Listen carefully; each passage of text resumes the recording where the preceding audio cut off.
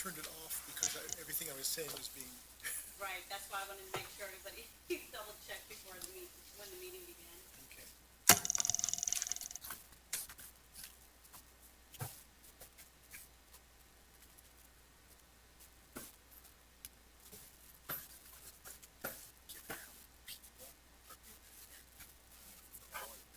Stuff you can almost see. It might make some sense. Yeah, because it's still.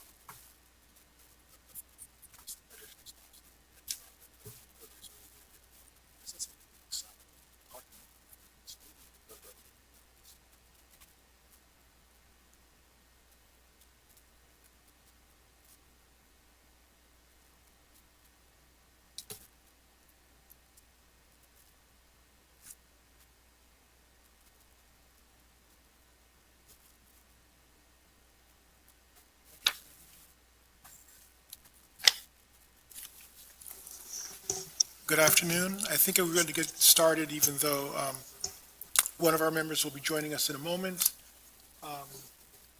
I want to call the July 11th meeting of the Traffic Commission to order.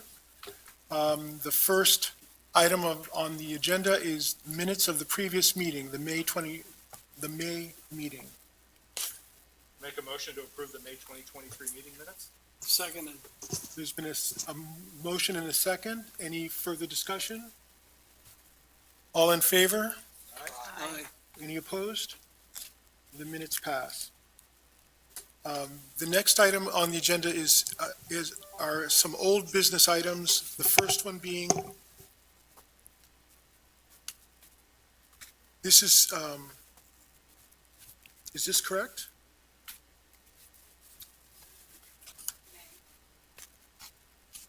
Yeah, that was May.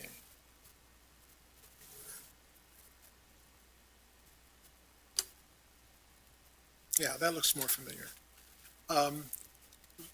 Consideration of the request of Chris Peterson to have a speed bump installed at the 400 block of College Avenue. I do want to say we have a long agenda today, but we're going to try to be very efficient. So I'm going to try to be succinct in the questions that I ask, and I'm hoping that you'll be succinct in your responses as well.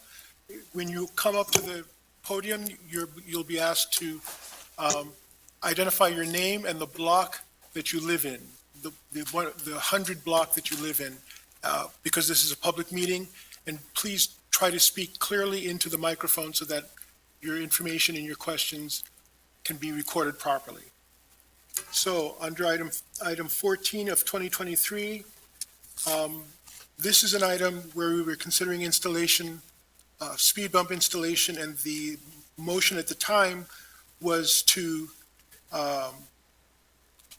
continue to consider it. There was not any time-specific determination of a response. Is there anything that anyone wants to say on this particular item from the commission? So there's not any specific action. We're continuing to consider it, but there's no further progress at this moment.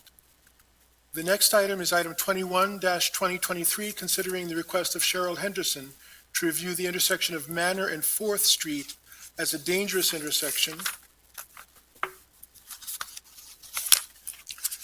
And what had been requested was a complete traffic study to provide a report at this meeting.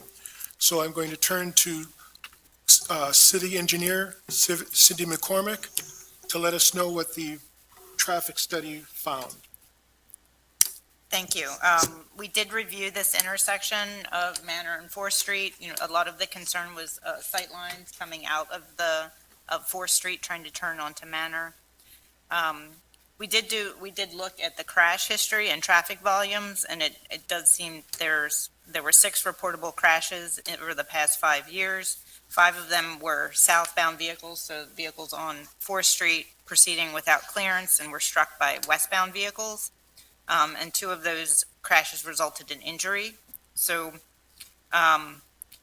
you know, we did also look that signalization of that intersection is not warranted. So our recommendation was to improve the sight distance at the intersection. We had recently installed bollard or delineators and pavement markings to try and delineate the no parking area, but based on our review, we feel like it's prudent to extend the area of no parking on the east side of 4th Street on Manor by an additional 40 feet. And this will allow for the additional sight lines for vehicles that are, for vehicles trying to turn out of 4th Street for westbound traffic. And I believe Sergeant Derace also reviewed the intersection, and he had a similar recommendation. Is there any need to look at that intersection to see which parking spaces would be taken out?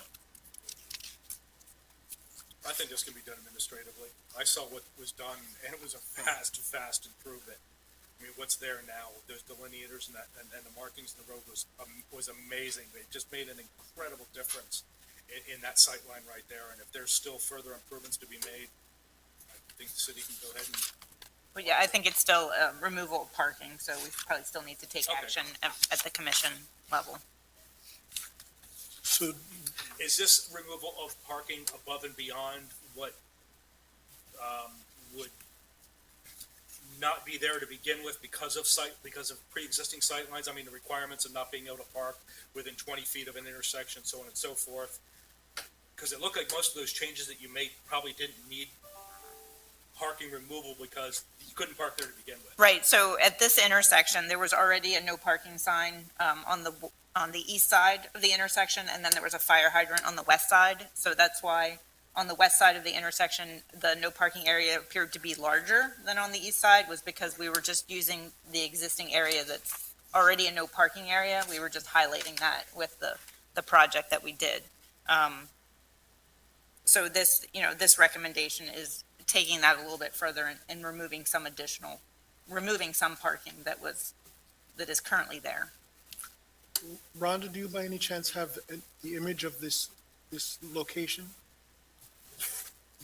There was a map that accompanied it.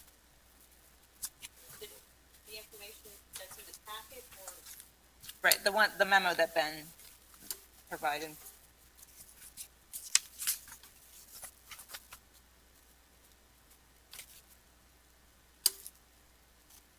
Yeah, that's it. So again, just for clarification, it would be to remove to fulfill on the one hand, to fulfill the current 20-foot setback requirements, but then that additional 2 spaces is that definitely the west? It's the east. North is to upside the down. east. You can see the arrow Thanks, there on the yeah.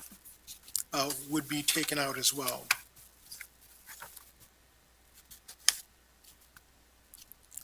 Any other comment from the commission?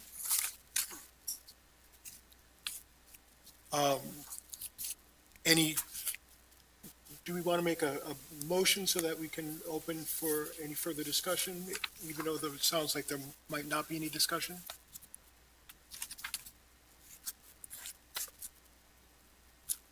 Did you need your? Here, let's do this. Yeah.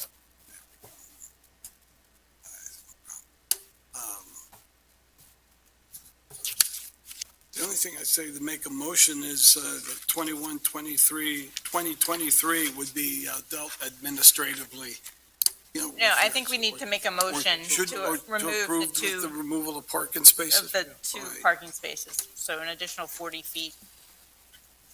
Then I'll amend it with the changes of removal of parking spaces. I would second that. There's a motion and a second. Is there further discussion at the commission level? Any further discussion from the public? Please.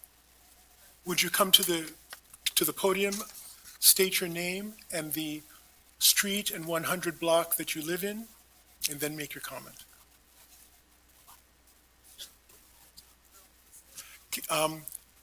Can you push the button to make sure that it's red so that you can be heard? Hello, Yes. Cheryl Henderson. I do not like speaking in front of people. I'm sorry, can you, Oh my gosh. one last part, can you just pull the This? further, closer to your mouth. Bring it further up so that we can hear you. Okay, Cheryl Henderson, Perfect. Thank you. Sisters Hair Salon, 23 years. The problem is, I have anxiety, so I live there, so leaving out of there, 4th Street, that stop sign, when I have to leave, the cars are going so fast, I have to put my car so far out to see that I don't get hit, because it's Manor Street, that's crazy. So I can't leave. So when it's busy, I will go a whole different way so I don't get in an accident. Because that part is, that section back there with that sign, what they did, they needed to move it like a whole car section back because there's not enough space to see when you're leaving out. I don't know, there's accidents because you can't see what you're doing. You can't see the traffic that's coming in when you're leaving. Yes, and I think part of what is trying to be done here by removing Right. those 2 parking spaces is to create longer sight lines. So they're gonna move it back a little bit more than what it is right now? That's correct. Okay. They Yeah, determined that's that what we did. yeah. Because, even though they removed that one space, it was still a tight sight line. So they're going back further to open it up. I didn't further. think they removed anything. With the meeting, they didn't do anything. The meeting before, It was parking They didn't that do- was already restricted, so yeah, there, they didn't do anything, they just put the little, right. So that, Looks of based on it. this diagram, it would be, where the 2 cars are right now on this diagram up here on the screen, it would be removing those 2 parking spaces. I don't understand, is it gonna be a little bit wider than what it is right now when I leave? Right, so when you pull out to 4th Street and look left, Right, there would be 2 additional parking Okay. spaces that will be removed. okay, that's better than not having a light or a stop sign because that will help not getting an accident. Okay. I can be somewhat satisfied with that behavior. Thank you very much for that. Are there any further comments from the public on this item? So there's been a motion and a second. All in favor? Aye. Any opposed? The motion carries. Thank you very much. Now we go into new business. Thank you very much, Ms. Henderson. Now we go into new business, the action agenda, considering the appeal of Pasquale Aponte for a handicap parking denial based on determination of available off-street parking. Mr. Aponte would like to appeal the decision for handicap parking due to his health and the need for parking in front versus the off-street parking spaces in the rear. Is Mr. Aponte here? So, Mr. Aponte's not here. Did we? So it's a matter of an appeal. We don't have the ability to question the appellant in detail. I think the reason that we had made the decision in the past was because there is already private parking behind this house for the person in question. And this would be, the request is to take away another space from the public right-of-way for handicapped access when there already is a means of having access to that particular There's residence. actually 2 parking spaces behind this property, 2 private spaces behind this property. So, unless there's further comment, there's not any need to act further if the appellant is not present. Is that correct? So, any further appeal is denied on this particular request. So I'll make a motion that the appeal is denied 2023. I would second that. There's a motion and a second. Any further comment? Any further comment from the public? All in favor? Aye. All opposed? The motion carries. Thank you very much. The next item is item 29 of 2023, considering the request of Susan Baker to remove the parking area between the driveways of 1226 and 1232 St. Joseph Street. Is Ms. Baker present? Please. Ms. Baker is requesting to change the space between driveways as no parking due to site issues when a vehicle is parked in the small area. Hi. Not only is the site issue, that parking spot is not big enough for a car to fit snugly between our two driveways. So what people on our block do is they park far enough up so that they don't block my neighbor's driveway, but they're parked partly in front of our driveway. And on our block, I've been there since 2006, sorry. There's never been a time that we have come home and said, oh my gosh, our block is full of, people parked on the street. There's always parking.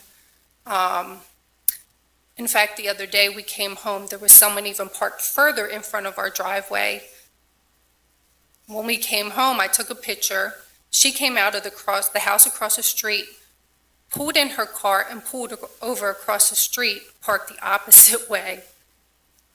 And we're thinking, why did you pull there in the first place? Why did you pull in front of our parking space when, for one, you're not even coming to the side of the block? For two, all those houses have parking in the back of their homes also. But just the fact, I don't understand why people are disrespectful and parking in front of our spot. Like, it doesn't make any sense when there's clearly always parking spots open on our street. So if I'm hearing you correctly, what you're basically looking for is some sort of a remedy for discourteousness. That and also, like I said, when they park there, it is very hard when I'm pulling down my driveway to see if we're like on the top of the hill. The city bus comes down our street. When I have to pull out halfway in the street to see if a car is coming and the bus happens to be coming down at the same time, I'm most likely going to get hit, or my husband, when he's pulling out of the driveway.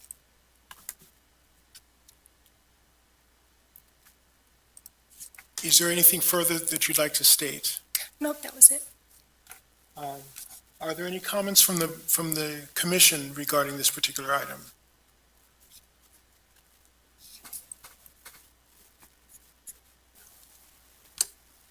In just looking at the space that exists, I think we might be able to make an area on that side of the street, no parking, in between the driveways.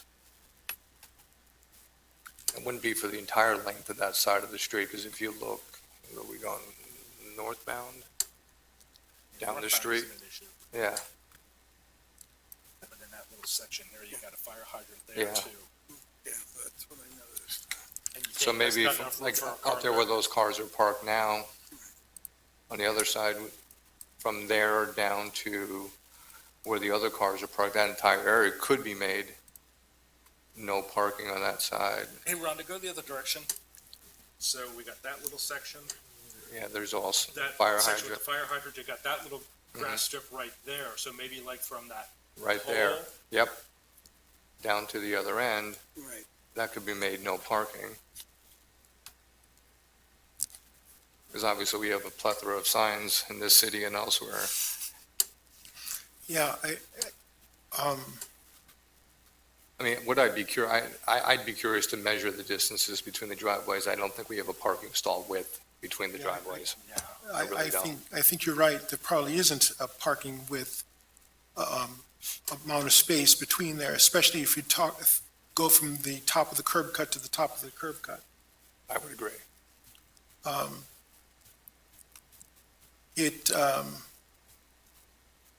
At the risk of being really politically incorrect, it seems as if people don't know the parking rules, and that they should know what they need to do to be able to park in an adequate space and to be courteous to their neighbors. To the extent that we legislate for courtesy or put in signage and infrastructure for people to be just courteous, it's an odd thing for me to say, because if we start, I'm very conscious of certain kinds of precedent setting. If it is the case that we do address this problem in this particular way at this time, is that to say that this becomes the solution and lining the streets and putting signs on the streets in areas where there's obviously not sufficient parking is going to be the norm, which will create further clutter, et cetera, et cetera. Having said that, it is still a problem. What does the commission suggest? You have signage as your, in my mind, your first option. 2 is enforcement, and 3, conversations with neighbors, which obviously has been ineffective to this point. I'm assuming there's not a community or block association?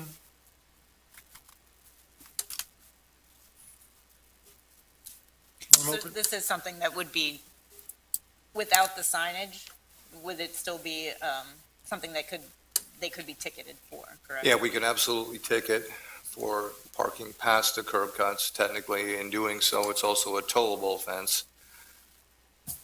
Do we want to do that? I mean, as long as there's a route of egress, we would not typically tow a vehicle as long as you can get out, not diminishing your issues of sight in an attempt to exit.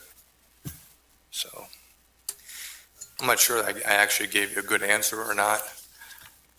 We could ticket, we could tow. We would likely ticket and try to make contact with the owner and have them move the vehicle is what we would typically do. Towing would be an absolute last resort. One of the challenges with using the signage at just the ends is I could imagine a car pulls up and parks in the middle and doesn't see the sign on either end. You know, typically you say from this point to this point, and that would bridge, you know, quite a length. It may not completely deter people from parking there, but I also just wanted to confirm that we're not doing the yellow curbs anymore, right? I think that's been out for a while, but just wanted to, okay, confirm that, all right. And part of the reason is that's not enforceable, is that my understanding? Okay. Thank you.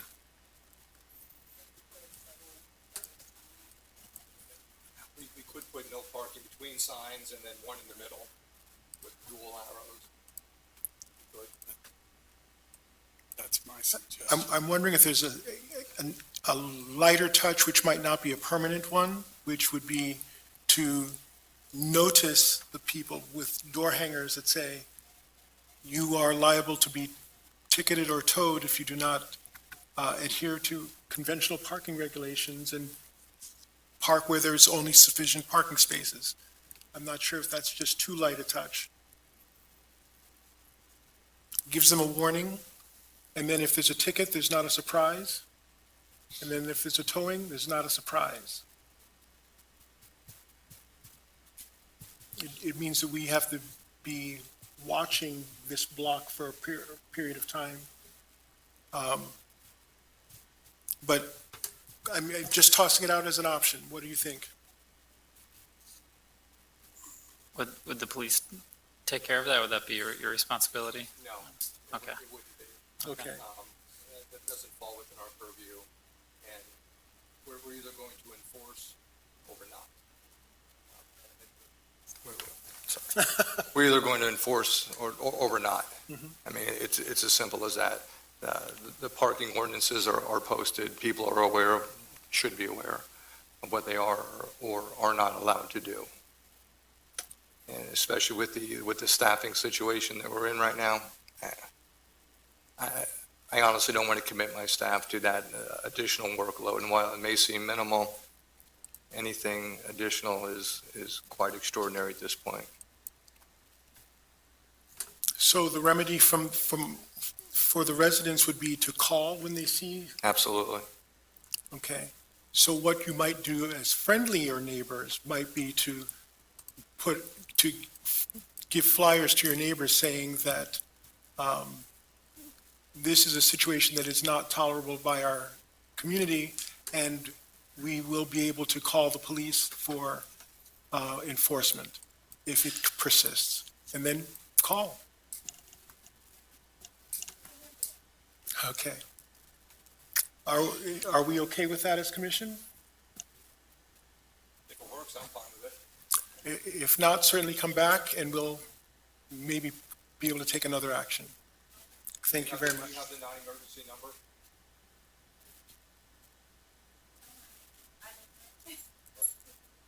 Come see me, unless you're gonna leave early, I'll give that to you, okay? And you might even say, if you're doing some communication, that it is an issue that came up at the Traffic Commission, and therefore people are now aware. Okay. We're not taking any action on this particular item?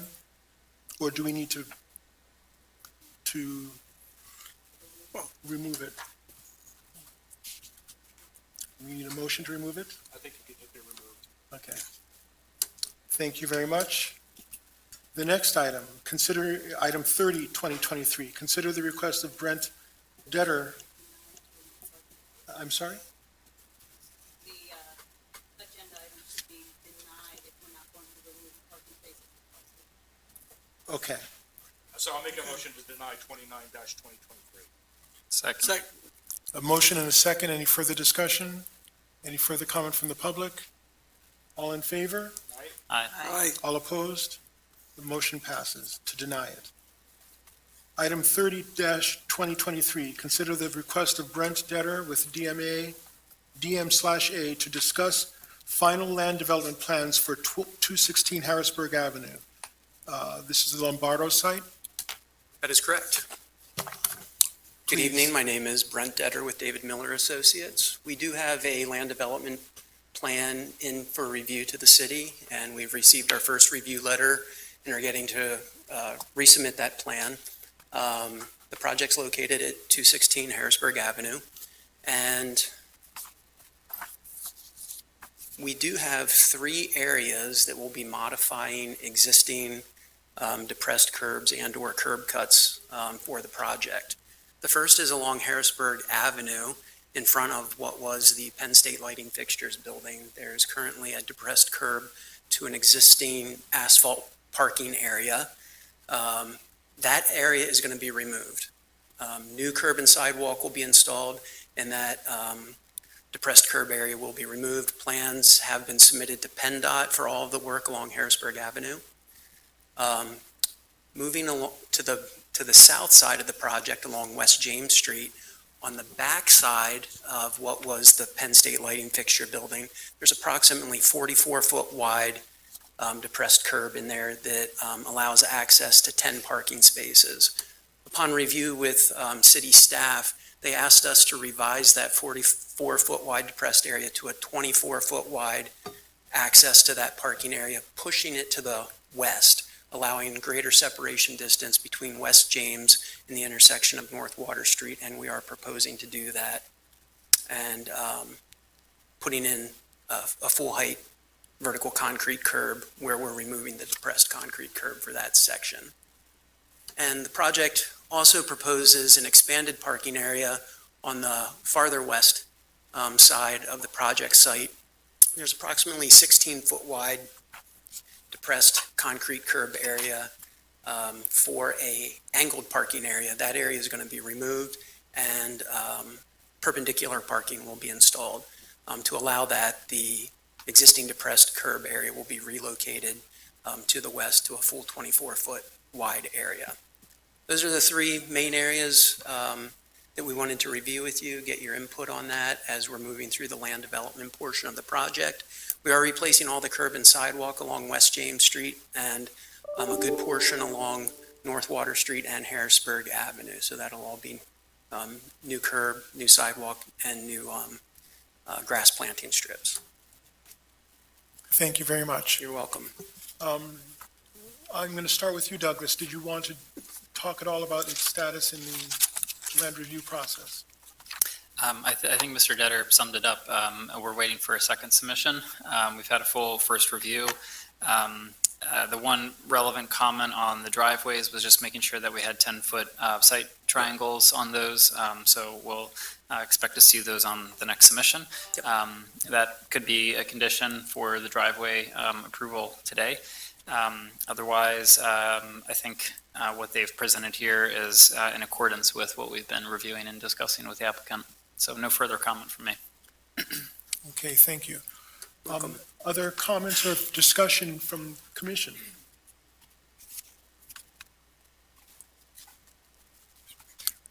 Cindy, was there any assessment you wanted to share with us?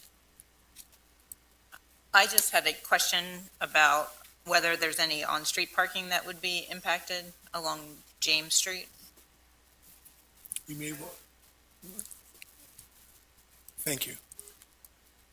I will have to go out and take a look at that. I don't believe that any of the on-street parking would be impacted. It would just be relocated, either pushed farther. You'd be increasing the distance between the access point to what was the Penn State lighting fixture building to the west, because we'd be pushing that parking a little bit to the west. But I'll have to go out and measure to see if we'd be losing a space or not. Okay, and then I guess just making sure the parking lot that's staying where you're reducing the driveway width, is there enough room for the vehicles to maneuver in Yeah, and out? we actually went out with our work vehicles, pulled in there and backed around, and even with the reduction in the width area, you can still get out. Without driving on the sidewalk? Yeah, without driving on the sidewalk, yeah. Yeah, we put some tape down as to where the grass strip would be, and it's a maneuver that can happen with a pickup truck. When you say the grass strip, do you mean along the curb, or you mean Yeah, behind, there is a grass strip behind the, There isn't now, sidewalk. but there will be. We're proposing one. okay, but And you can make the maneuver without going onto the sidewalk onto the that's there sidewalk, currently. the right Yeah. of way? Yeah. Yep. Okay. Brett, by chance, have you reviewed that per zoning ordinance, and are you meeting the parking lot requirements? I'll have to double check Okay, that. that's all right, we can We review didn't that. really look at that closely since it was an existing condition. But I can't answer that, whether we have the full width Yeah. there or not. We just wanted to make sure that it functioned. Are there any other comments or questions for Mr. Detter? Are there any issues with what is being requested? Does anyone want to make a motion? I'm okay moving this forward, but with obviously, we're still questioning whether or not there's gonna be any parking spaces lost. I don't believe that the amount of parking spaces off or onto the site, actually, does that fall within our purview to address? I didn't think so. But the on-street parking, there's some ambiguous, we're not sure if we're losing any space. May I suggest three conditions? One, I think that would address that. One is that the site triangle requirements be met by Saldo. Two, that a land development plan be approved for the installation. And then the third one can be that there's no loss in on-street parking. I was gonna recommend no loss. Yeah, and if there is, If there is, you'll come back. We'll be back. Yeah, I think there's just a difference of about 4 feet we might be losing, but whether that's actually If that meets make the or break, requirement or not, yeah. is to be determined. Okay. Sounds like a good, So maybe I'll make a motion with those three conditions for approval. And I'll second. there's been a motion and a second. Is there further discussion? Is there any further discussion from the public? There's been a motion and a second. All in favor? Aye. All opposed? The motion carries. So Thank you thank you very very much. Obviously, you'll keep us apprised, and if anything changes, you'll update that. Okay, the next item is item 31-2023, considering the request from Shelley Patterson and Ann Harness requesting a four-way stop sign at the corner of Second and Pearl. Is Ms. Patterson or Ms. Harness present?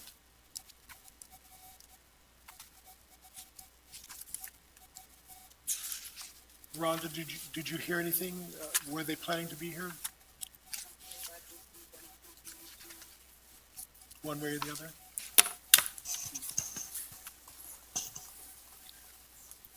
There was a study done on that intersection, and it didn't recommend a stop sign be placed on Pearl Street.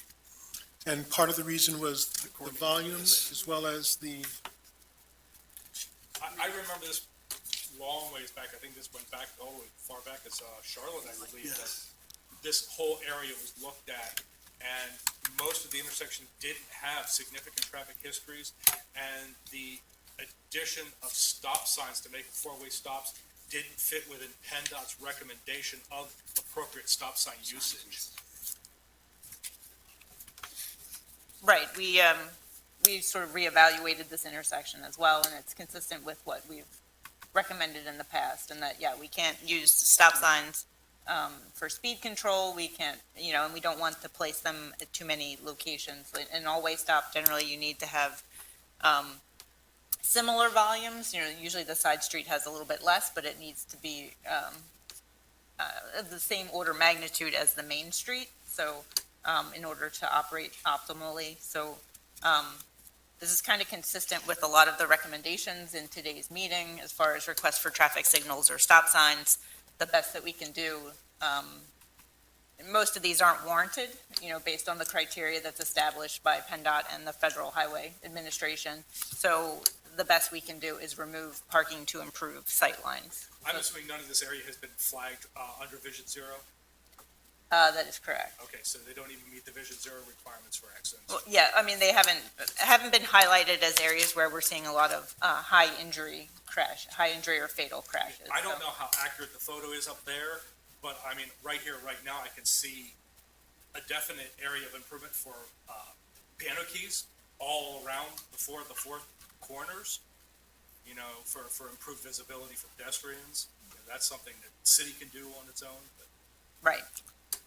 And on an administrative level, we are considering that kind of intervention on a variety of places throughout the city. This might be one of those that we might choose to consider as well. In that respect, in the respect that there are a number of things that have come up that are clearly related to trying to create a more pedestrian-friendly community, we do encourage, even though we've said no to several items so far, I do encourage people to stay involved and actively involved in either the Vision Zero or on the Engage Lancaster website so that your opinions can be shared and they can be integrated into the things that are under consideration for making the streets continually safer. As you've heard, some of the reasons are very specific for either not acceding to the request, but some of the challenges may still be challenges that we want to be aware of as we make policy decisions. So if what we're hearing is that this does not rise to the level of requiring the signs as requested, does someone want to make a motion to I'm going to deny? make a motion to deny 31-2023 and authorize city staff to make any administrative improvements or changes to the area if deemed necessary. Seconded. So, But- I'm sorry. There's a motion, a second. Further comments or questions? So the recommendation was to remove additional parking, so then the commission would need to act on Well, that. the recommendation is to deny the four-way stop sign. Right, as understood, requested. understood. But then, yes, to allow additional improvements such as no parking, removing the parking if necessary to meet the sightline criteria. Okay, Because that sightline criteria, if we already have sightlines set in law, if they're not being met because the people are parking in the sightline areas, authorize the city to go ahead and install signage necessary to indicate, where people are supposed to park, not supposed to park, and to naturally improve the sightlines by existing standards. Is that clear, or is there any clarification further necessary? The vehicles can't park to the intersection. No. Yeah, no, I understand. I guess my preference would be that we make the motion to clearly identify which parking areas would be impacted based on the recommendations in the memo, if that would be okay. I will amend it to include that, yes. Thank you. So there's been a motion that's been amended. I would second the amended motion. Motion amended and seconded. Is there any further discussion at the commission level? Any further discussion at the public level? There's been a motion amended and seconded. All in favor? Aye. Aye. All Aye. opposed? The motion carries. Thank you very much. Okay, we're making some headway here. The next action item is item 32-2023, considering the request from Rick Hare to evaluate issues of trucks traveling down East Marion Street causing damage to his home. Is Mr. Hare present? Please. He'd like to discuss the options to change the truck traffic and prevent further damage to his property. Good afternoon. Rick Herr, 200 block of East Marion Street. The home runs parallel, it's on Marion, it runs parallel with the park, Musser Park. And the majority of Musser Park, there is no parking along Marion Street. For some reason, and I'm further down this, further toward Lime, so if you keep coming, there's two parking spots, and you can see my house is way out there, and there is a stop sign, but what's unusual is they park right at the stop sign, so you're not your 30 feet back, and there's also a pedestrian, so everyone's parked right up on the side, and you have 53-foot tractor and trailer trucks coming up, and they hug as close as they can. And if you see Lime Street where you're at, that's Puffer, the attorneys, they turn right. And if there's cars parked there, even though there's no parking, the tail end of the tractor and trailer has knocked bricks out of my home, and rips off everything. I had to get cameras to go down to the sewer. The two parking spaces are there also, they're not city permit parking either. They're just kind of the only two random spots out there. But I've been hit twice in 18 months. My bigger worry is just with the cars there and everyone snugging really close to my building, there's little kids constantly walking across going to the park, and someone's going to get hit or come up. And I have really, it's bad enough the trash trucks. I get it. Big business. I just don't think tractor and trailer should be there. And if we're going to allow that, then at least take the two parking spaces away so they can hug to the right and at least have a chance to see who's coming across, coming up Lime Street. Because someone's going to get hit, and more than likely these tractor and trailers, they come up, they're going to hit someone in the park. I got the YWCA with lots of ladies with different disabilities, and they're in wheelchairs and so forth. So again, they're coming along, did a great job with the curbs, everybody's happy. But when you got to pull out and you're that far because that's your line of sight, someone's going to get hit and someone's really going to get hurt. So that's my recommendations. You know, you can't stop big business. We can allow the big tractor and trailers to come down, so be it. But at least let's take those two spots away so we have a decent shot. Mr. Hart, where are the tractor trailers going to? Do you know? They're coming straight through on Marion Street. I think there's a coffee shop down on the 100 block. And here's the ironic thing. It's Cisco truck. It was the same truck, same route, same everything that hit me 18 months. And both tractor and trailers, and it's on record, it was hit and run. And I virtually thought my house was coming down and had to run down and track them down. And the police did a great job on the second time. But I called them and I said, I don't understand why you need to do a tractor. Well, 75% of our gear is tractor and trailers. And I said, I don't understand why you wouldn't come with an 18-foot truck to serve small places in the city. Plus, you're willing to put the risk of kids, and it doesn't matter. I mean, they've paid me twice now for this, and it's not cheap. But my other thing is I got a historic home, and I keep it nice.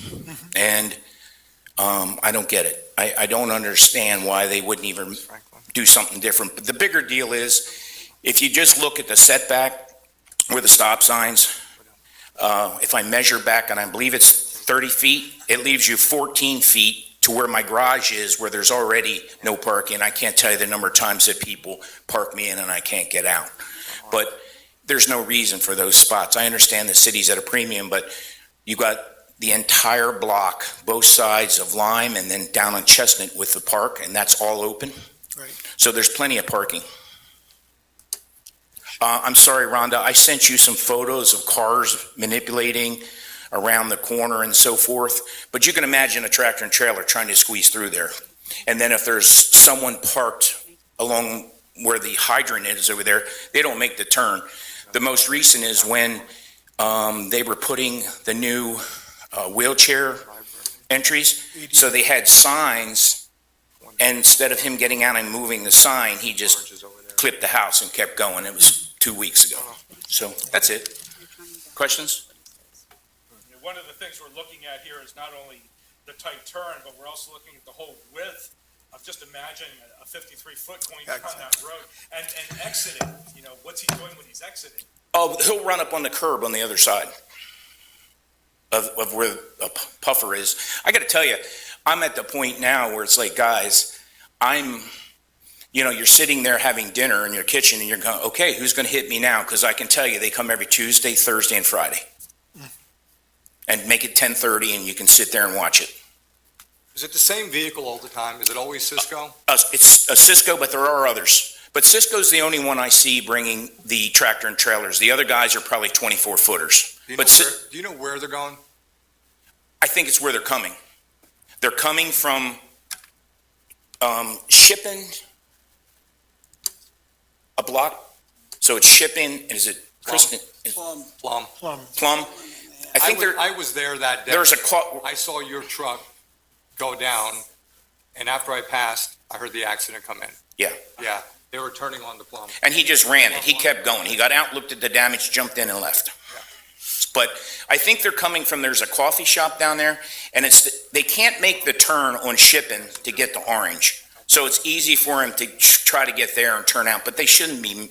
It's too big a gear. It's too big. I know, we ran into this in Washington DC as well, where the business model that many of these businesses use required, quote unquote, I don't think it's a requirement, but they required either 55-footer or 35-foot trucks when it's clear that they can't negotiate those intersections with those kinds of vehicles.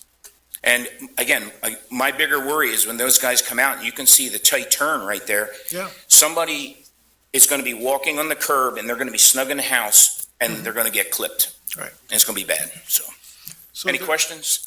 Stay, And I did send you video, Rhonda.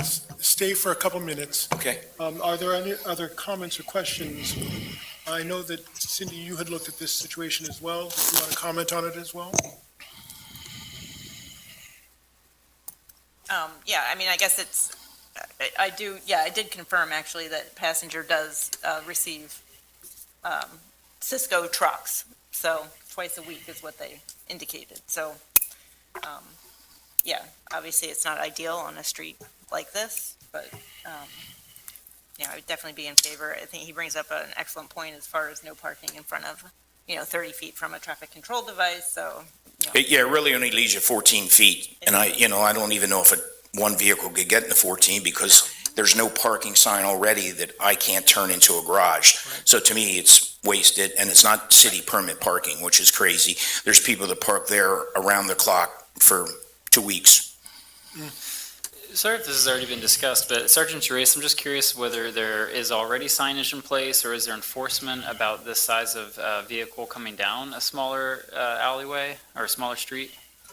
Currently, there's nothing in place that's preventing the tractors and trailers from coming down that way, nor any specific size or weight vehicles coming down that roadway. Certainly something we can look at doing. Mr. Diffendahl, is that RPP right there? Yes. Okay. Those two spaces at Lime are RPP. So we'd have to look at eliminating that RPP area from there. Mr. Evans brought up a good idea of giving the optical illusion possibly with delineators, the flexible delineators along your building, even maybe a foot or two out. It appears narrow. I know it's not the greatest idea in the world, but it does give the visual that determines that, man, I'm probably not going to make this. What two spots were you referring to? I just realized too. Adjacent to Park. Adjacent to Park, on Marion right at Lime. Right. Those two spots are RPP. I don't know what RPP is. I'm sorry, residential permitted parking. But there's no permit parking signs up. It's right there. It's right there. So I guess it's not. It might be there now, or was. I don't know if it's there now, but okay. But that's that image capture was 2019. I say, it may be gone. I don't know if that's there now. Is that a recent photo? 2019. The 200 block of East Marion is RPP.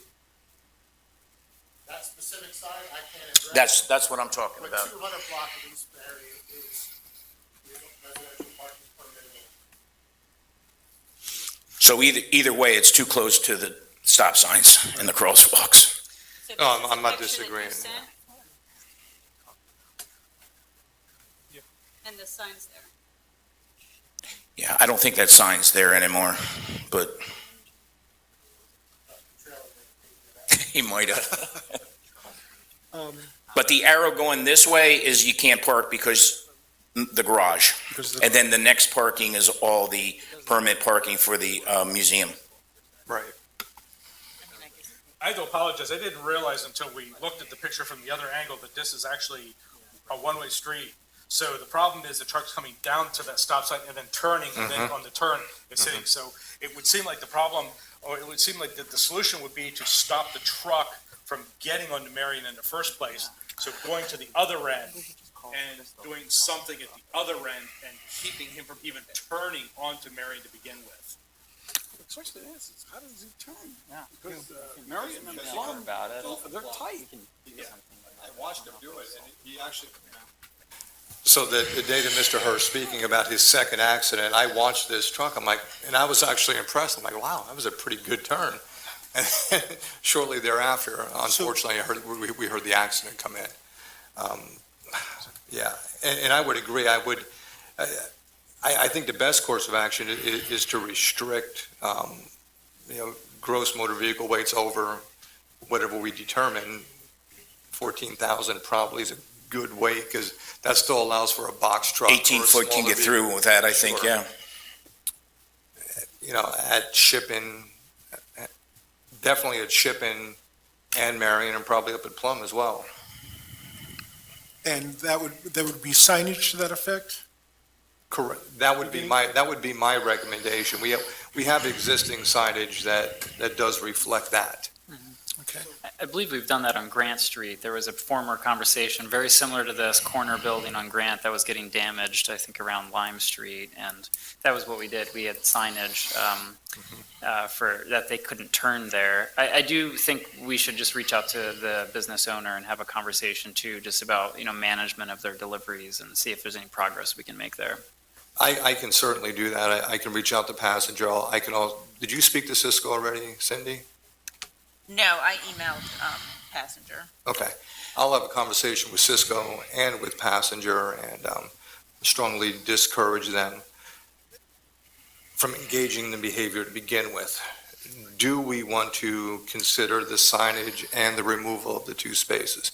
I hear what Mr. Hurst saying, and he's got a good point with those two parking spaces that we're essentially allowing to park in violation of existing traffic laws. Would Mr. Diffendahl have heartburn having conversations with those RPP holders? And I'm sorry to put you on the spot, Mr. Diffendahl. We'd be happy to engage the residents of the 200 block of East Marion. The company you're inquiring about is called the Commons Company at 315 East Marion. They are the owner-operator of Passenger, but also Prince Street Cafe. So that is their commissary. So they do preparation work for their catering business, but they also do work for prep for the Prince Street Cafe, the one in Lancaster, the one in York, and I believe they're opening one in a third location. And then obviously Passenger Coffee, the two locations of Passenger. The one on West King, but they have another one on Plum. So his name is Kyle Sullenberger. He's a member of the LPA board. We'd be happy to get you his contact information, If you could, that'd be great. of course. And we'd be happy to engage I do not have the list of the permit holders. And just those two spaces Yeah, I would be interested to see if there's any other spaces further down on the 200 block. Looks like there's a handful there. Yeah. Not many. And But those folks are welcome to park on Lime Street. as well. Their permit is 2A, so Okay.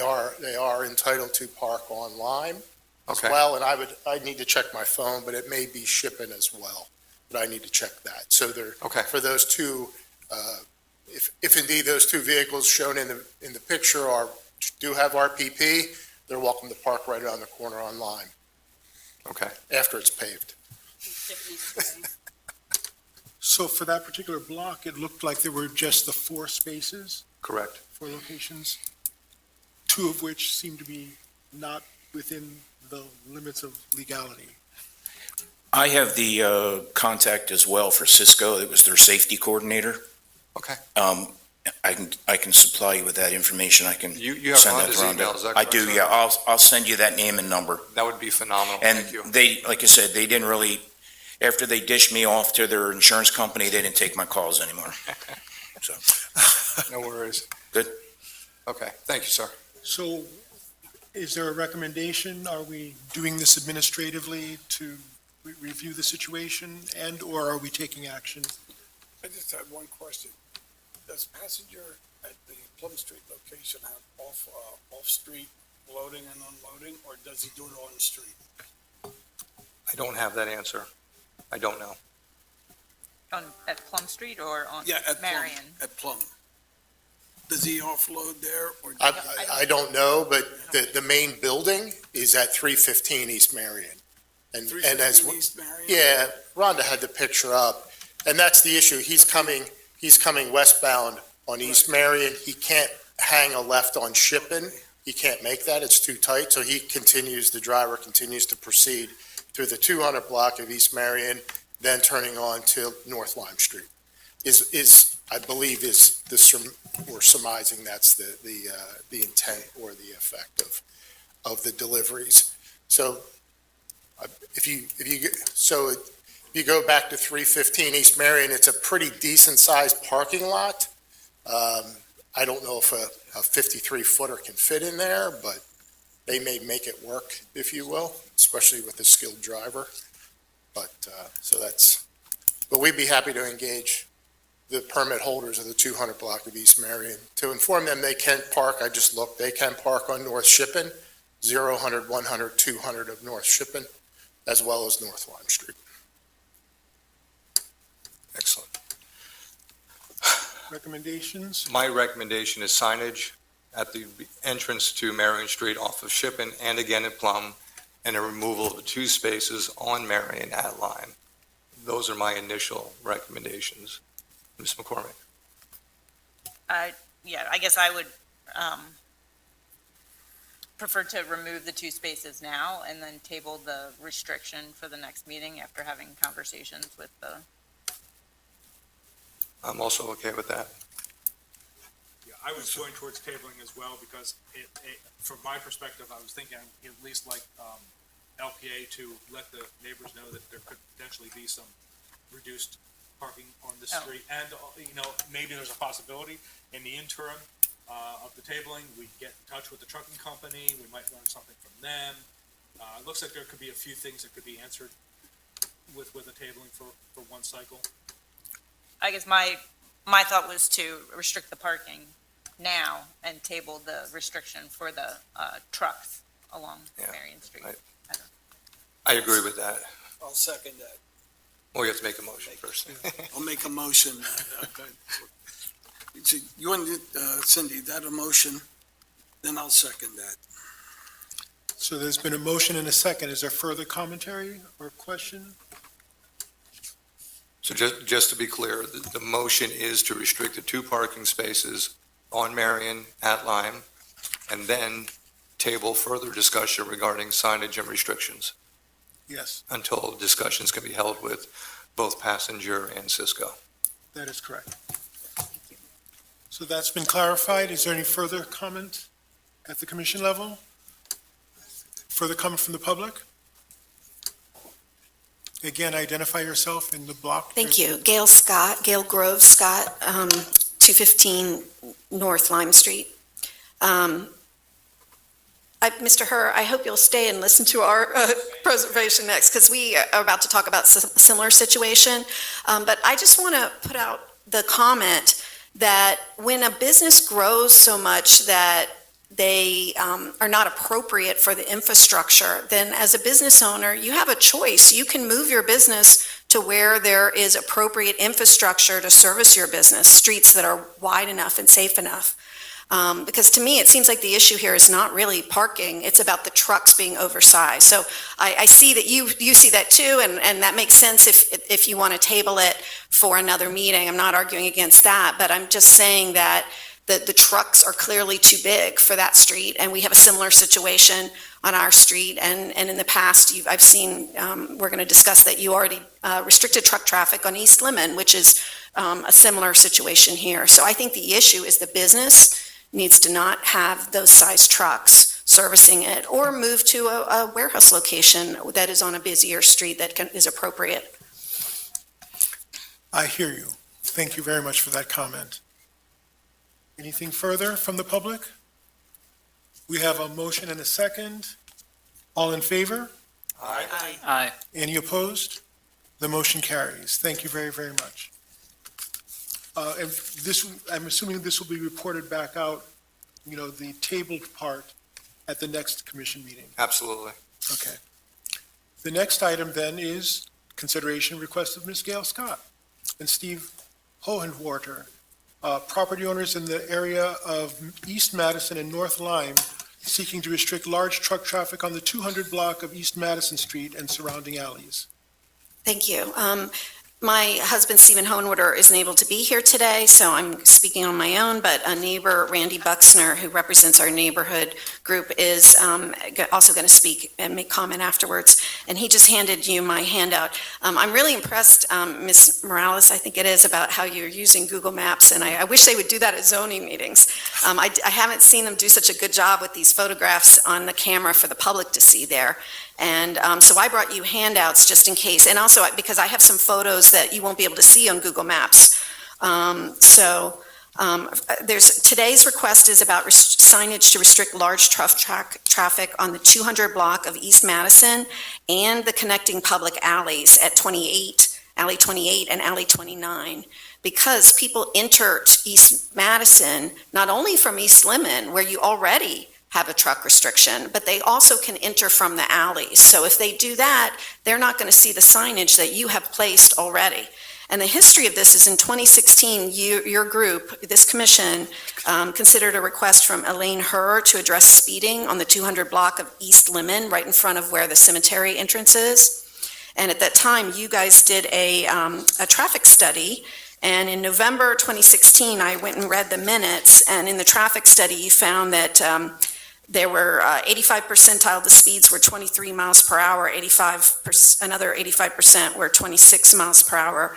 There were 3,000 cars a day, and the cemetery testified that they had crashes of cars going around the curve, hitting the gate of the cemetery, and that the street was just too small. And so after discussions of various things, bollards and changing the traffic direction and different things like that, and a plastic traffic table, which you did put, has been placed and is still there.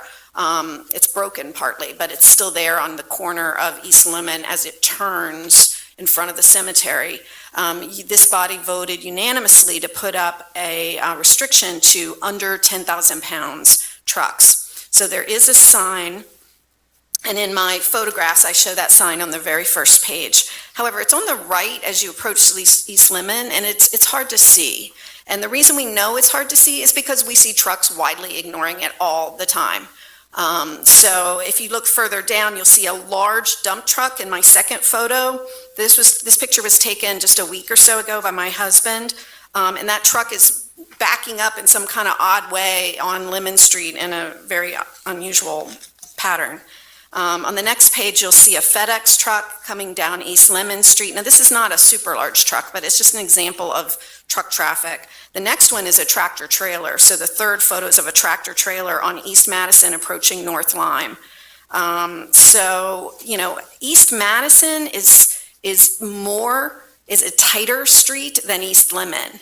And you can only get onto East Madison from East Lemon. So it makes sense for you to extend the restriction that you passed in 2017 to East Madison as well. And what we're requesting is signage for that. In my subsequent photos, I show you the appurtenance on our building. You have it up on the screen there as well, because I emailed it. It's a brick bay window on the second floor, and trucks have hit it a number of times, and so there's damage there, so I have pictures of that damage. But I also wanted you to see additional pictures of damage of other buildings on the alleys and the streets. So in my handout, I showed you pictures of trucks we don't know, some kind of vehicle has hit the corners, basically the radius, the turn radius from West Walnut onto Alley 28. People sometimes hit that corner house, just like Mr. Herr says, his house gets hit, exactly like that. And then they also hit the poles. I showed you pictures of the poles in my handouts that I guess somebody, PP&L or the utility people, come and put these metal things to try to hold the poles together, but they've all been hit a number of times. And I just showed you other damage. My neighbor who couldn't be here, Wanda Walls, has showed me and gave me a picture of, on the screen you have the picture of Alley 29.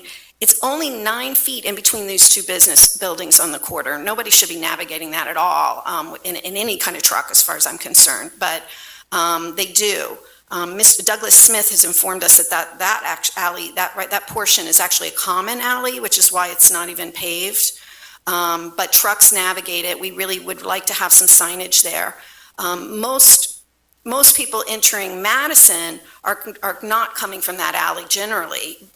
They're coming from the other alley, Alley 28, coming off of Walnut. But we'd like to have signage in multiple places, and I'm sure that the police will do a better job of enforcement, but the trucks come in, sometimes they move pretty quickly. By the time they get there, the truck is going to be gone. We feel like in good faith, many of these truck drivers just do not know what they're getting into. They do not know how narrow the street is. They need a warning in advance so they can stay on streets that are the appropriate size. And so just like the problem Mr. Herr had, if the truck drivers, particularly if they're servicing a business regularly, they should be able to figure out where they have to park. We did a major reconstruction of our property on 215 East Madison. So I own two properties, 215 East Madison, which is right at the intersection of Alley 28 and Madison. And then we also live in 323 North Lime, which is on the corner of East Madison and North Lime. And so we can look out our window and see this intersection, out our back window, and look at our side windows and see the problems there. So we see these trucks that are too large. They need a warning, so they need more signage. And just like Mr. Herr said, there are places where these businesses should be moved. And if it's a business that is regularly getting truck traffic, they need to have discussions with their suppliers about that, or they need to move to a business that has appropriate infrastructure. Ironically, we were talking about Cisco trucks in a zoning hearing board meeting a week or so ago now, 2 weeks ago now. We showed a picture of a Cisco truck making a delivery to Stubby's restaurant, a restaurant I'm very fond of and patronize quite a bit. And that street is wide enough, it's a two-way street, and the truck was able to appropriately pull up there and park. It was a huge tractor trailer, a huge Cisco tractor trailer, but that small business in an R3, but it's still a commercial business, that truck was able to accommodate it because the street was the right size and it was safe. These streets, East Marion, East Lemon, East Madison, and certainly Alley 28 and Alley 29 are just not built for that kind of traffic. So I respectfully request your help with that. And I do have two other questions I wanted to bring up, and so I didn't know if you wanted me to wait till new business, questions about the intersection of North Lime, and so I don't know if that's, and also about the signage. There's some missing signage on North Lime. Is that something we should discuss now since I'm here, or should I wait till new business for that? I'm imagining that it's related to the safety along this particular stretch. Yes, it's about the safety at those intersections. Well included in this discussion now. Okay, I'll keep it brief. Yeah, so in this handout, when I made a circle on North Lime and Madison, so there's some real issues there. North Lime is one of those high-intensity or high-injury network streets that you list in your Vision 2020 report. I read that report, took it seriously, because North Lime and Lemon Street as well, including this area of Lemon, are listed as high injury network streets, which is among the top 6 or 7% of streets in the city where you have a lot of injuries. And, I don't mind, I like living on North Lime. It's 2 blocks south of the hospital, but boy, do trucks use it. And my understanding is it's a state road. And so there was a suggestion made recently that it's possible there could be a crosswalk at East Madison and North Lime. And so I just throw that out at you. I'm curious to hear what you would say would be the challenges with that, because it's a state street and it's an uncontrolled intersection. East Madison, you're seeing it on the screen right there. The part on the other side of North Lime is 2-way. The part on my side of East Madison, my side coming out from East Lemon, is 1-way. So that's confusing right there. We often see trucks coming out the 2-way side of East Madison, or not trucks, but just vehicles, cars often, and go straight across the street because they don't see the 1-way signage there. You see where that tree is? You see right now in that picture, you can see don't enter, and you see 1-way. They should see that don't enter sign. They don't see it. People don't see the 1-way, and so sometimes they turn from North Lime and make a right. Because it's hidden up in the tree above. There's a 1-way for North Lime. You can't see the 1-way for East Madison. It's up higher. By the way, there's no signage for East Madison at all. So most people assume it's an alley. In fact, they don't even know it's a street. But technically it's a street. So I request your advice or your comments on whether it's even feasible to have a crosswalk there, because it looks like the middle of a block to me more than an intersection, because they feel more like alley-sized streets than real streets, and traffic's coming fast. There's no stop signs, so I would think that your guidelines in terms of traffic engineering would say that maybe that's not possible there, but that's the other issue I'd like to bring up, is that safety issue there. So thank you very, very much. Please stay at the podium. Cindy, you had taken a look at her request initially. Was there some commentary you wanted to make, as well as responding to her concern about piano keys or crosswalk elements at East Madison and North Lime? I guess I could start with the crosswalk. Obviously, PennDOT is going through now, getting ready to pave, or they've just started the base repairs, and we'll be paving in the next couple weeks. Ahead of that, we identified locations where we want to make sure that they're putting the ADA curb ramps and those kind of things. Yeah, they're installing it right now, a new one. So I'm assuming at this location, there isn't necessarily a curb ramp that's going to be crossing Lime Street that was installed at that location. So They're actually working on it right now. They just took the concrete out at that corner, which I think because the sidewalk was deficit and needed to be repaired. So as I recall, there are curb cuts going both ways, but there's no sidewalk on the other side. Like Madison has no sidewalks on that section at all. Right. So it doesn't, what's the point of having a curb cut? You can get in the street, but you have to navigate in the street. Right, if you wanted to continue along. I guess Yeah. it's a matter of providing those opportunities, though, at the various intersections to be able to cross, Lime. Yeah, so I think get to the other side. as Yeah, well. they're showing in the picture there, there is not a curb cut coming from across North Lime on my side, where my house is on the right side. I think they're putting one in on the other side. I'm pretty sure. There may be, we tried to identify if there were additional opportunities, because, some of these blocks get really long, and we want to be able to provide a designated space where we want pedestrians to cross. So I would have to double check whether that was included in that project or not. If the curb ramp is going to, is there to cross Lime Street, then we would be putting in those piano-style crosswalk pavement markings. So it's possible, and PennDOT coordinates with you on that, or allows you to do it? You have to ask them for permission, or? It's very, all of that, yes. In this case, yes, that PennDOT was doing the repaving project. They're responsible for making sure the ADA ramps are up to code. They do ask our input, so we do sometimes push a little bit on asking them to do more than they would have otherwise. So, Okay. But there are also occasions, if we were going to pave Madison Street, we would, before they did Lime Street, we would have done the curb ramps, like in front of your house and, the adjacent one. So it's kind of who gets there first and who's impacting things as to how it's addressed on the state routes. Okay, so so it's unknown at this time is kind of what you're saying? Right, I could double check that and get back to you. And get back to you. Okay, I mean, yeah, people cross at the light above at Lemon and at the light at Walnut generally, but, Right, and obviously I- that's preferred, but, we also know that people cross mid-block a lot as well. But yeah, I can get back to you on that.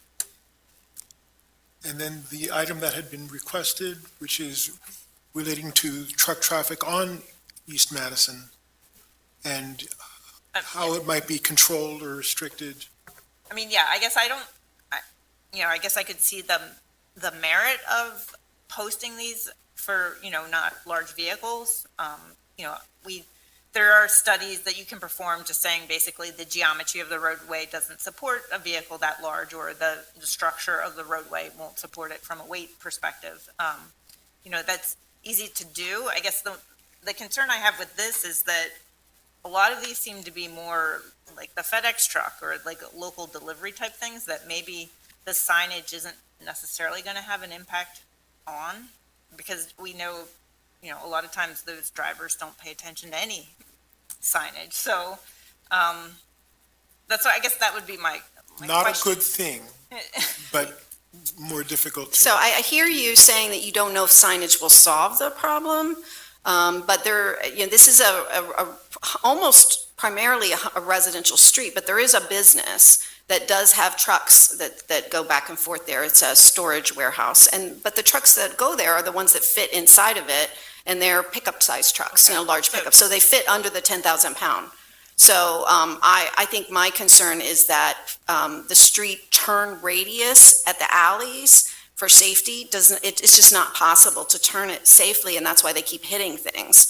And I guess I'm wondering if it's a larger truck. why are they using the alley? Good question, I don't know. But it's there. And people, the neighbors use it because that's how many of them get to their parking. There's a fair number of houses there that have parking behind there. So why trucks? I think it's because they just don't know where they are, probably. But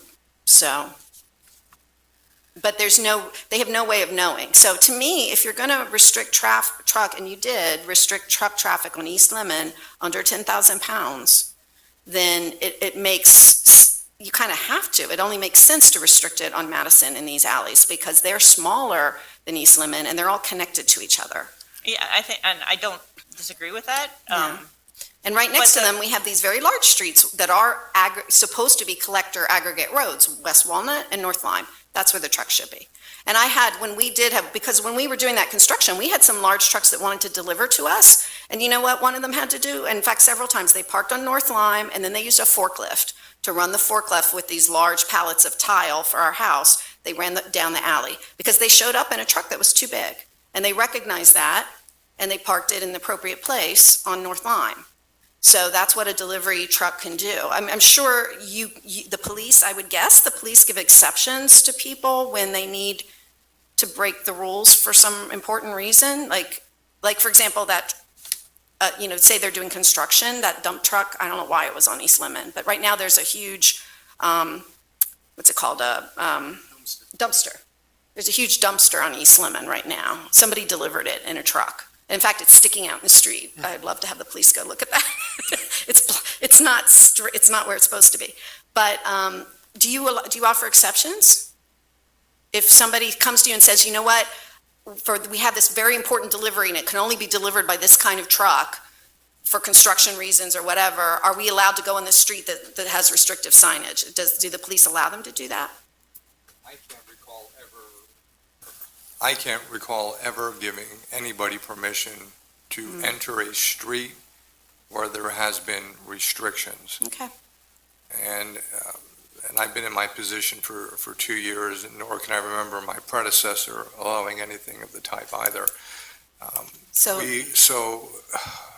what we will allow is, are you supposed to double park?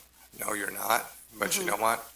That's the safer alternative, to double park, unload, get where we need to get to, and then vacate the area Okay. on an appropriate sized street. Okay. And you know what? When we did that construction, it cost us more money because we couldn't get a dumpster on 215 East Madison. My general contractor said, sorry, I tried to get one, and they said they can't deliver it and put it where we want. So they had to bag the trash and carry it out by hand in small pickups. But we paid that. We paid them to do that because that's what we had to do. And when we wanted to have a porta potty for our workers for almost a year, we had to put it in a place where we had space to put it instead of where they wanted to, because the porta potty truck said we can't deliver it and put it there. Right. So to me, that's reasonable. There are times when, as a city resident, you just have to deal with the challenges. And that's true if you're a business owner too. You have to deal with the challenges of the infrastructure you chose to locate in. Before I forget, where's this dumpster issue? It's on East Madison right now. Just as you make the right around the curve. Oh, East Lemon, I'm sorry. It's on East Lemon. It's right as you go around the curve from the cemetery, and it's, Near the intersection of East Lemon and East. Got it. yeah, right near there. It's on the right, and they didn't place it properly against the curb, so it's Got sticking it. out. I'll take a look at it. Thank you. Are there other things you wanted to share about both situations that you I think I covered it, and I appreciate that feedback about the two things that were a little different than the truck traffic. And I know my neighbor representing the Madison Street wants to make public comment, but maybe that comes after, I don't know. Are there other comments or questions from the commission? I mean, it certainly strikes me that this is very similar to the last situation, and yet with the protuberance from the building, the bay window piece, I was wondering, and I'm just tossing this out there, I was wondering if one were to either possibly lose one or two of those parking spaces, but then have bollards so that no truck could get close enough to the building to interfere with the bay window. I was wondering, we have bollards in certain cases as well. I'm familiar with some bollards in the southwest part of Lancaster where they were placed in the road specifically because of buildings being hit by vehicles. And my thought was three bollards parallel to the bay windows, so anything coming down, they may not see that brick bay window up there, but they're gonna see the bollard. They're not gonna try not to hit the bollard, which by default is gonna Keep them veer away away from. from the building. I want to know what an engineer would say about that, because I think I would be a little concerned that they would hit the bollards and cause an accident. But I don't really object to the parking over there on the right. There's very, very tight parking in this block, so I don't have a problem with my neighbors parking there. And I feel like the sight line for a normal sized vehicle coming out, the traffic on North Lime is only going one way. So they only need to look to the left, assuming that somebody isn't going to go against traffic on the other side of East Madison and hit them through the do not enter. So, but yeah, I think it's the size of the truck, but I would take that under advisement if that's something an engineer would suggest on that kind of street. So in essence, there's three key things you're looking at. One is truck restrictions, either extending the existing truck restriction from the previous block onto this block. Right. And/or signage, so that, in clearer signage, so that from the driver's side of a truck, one sees that it is either truck restricted or that there are obstructions to be aware of. And third, possibly some, which is related to the other item, sidewalk or street markings that make it more pedestrian friendly. Anything you could do in that regard would be desirable, but you'd have to advise us what's possible, because it's difficult. I know this is one of those streets that just wasn't built that way. There's no sidewalks on part of it. Comments, recommendations, suggestions?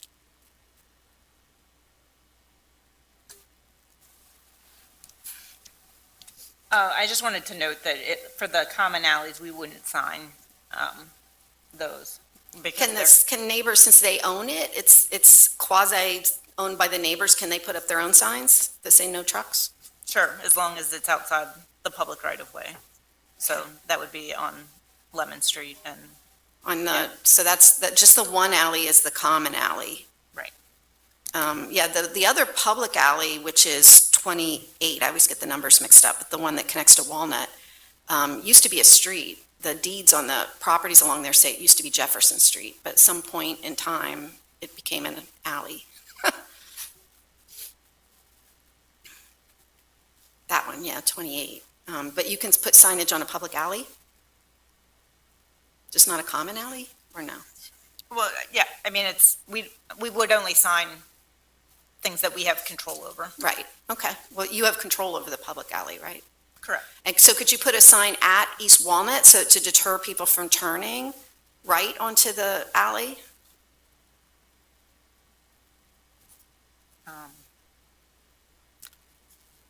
I have it marked on my exhibit right here. People turn off of, I have it marked right here. People turn off of East Walnut and make a right on Alley 28, just prior to North Lime. So it's kind of like that, kind of half block there. Yeah, right there. Can you put a sign there? Yeah, I guess I would have to look at it more. Again, I just have a concern about putting signs in a lot of these places that really don't have any kind of impact, but that's my personal opinion. I'm open to whatever else the commission may find necessary. Because otherwise, people can bypass the restrictions you have up on East Lemon if they can turn there and get on the same streets. So it seems to me like you have to sign it, or they have no way of knowing.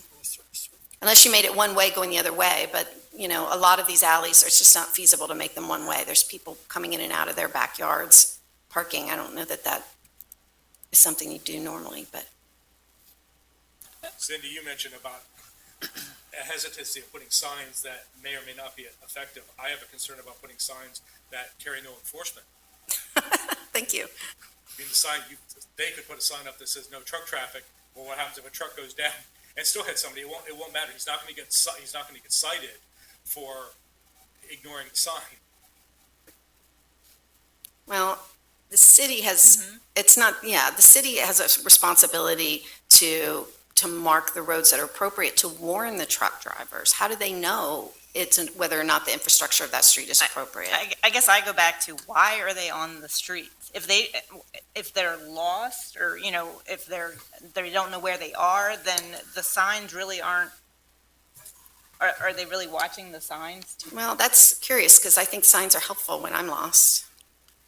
So, but of course, a lot of people are following Google Maps and things like that and looking at an electronic sign, but you know, but I hear what you're saying. I just think that whether, the point of whether people are going to follow it or see it or not is not, I don't see why that's a reason for not doing it.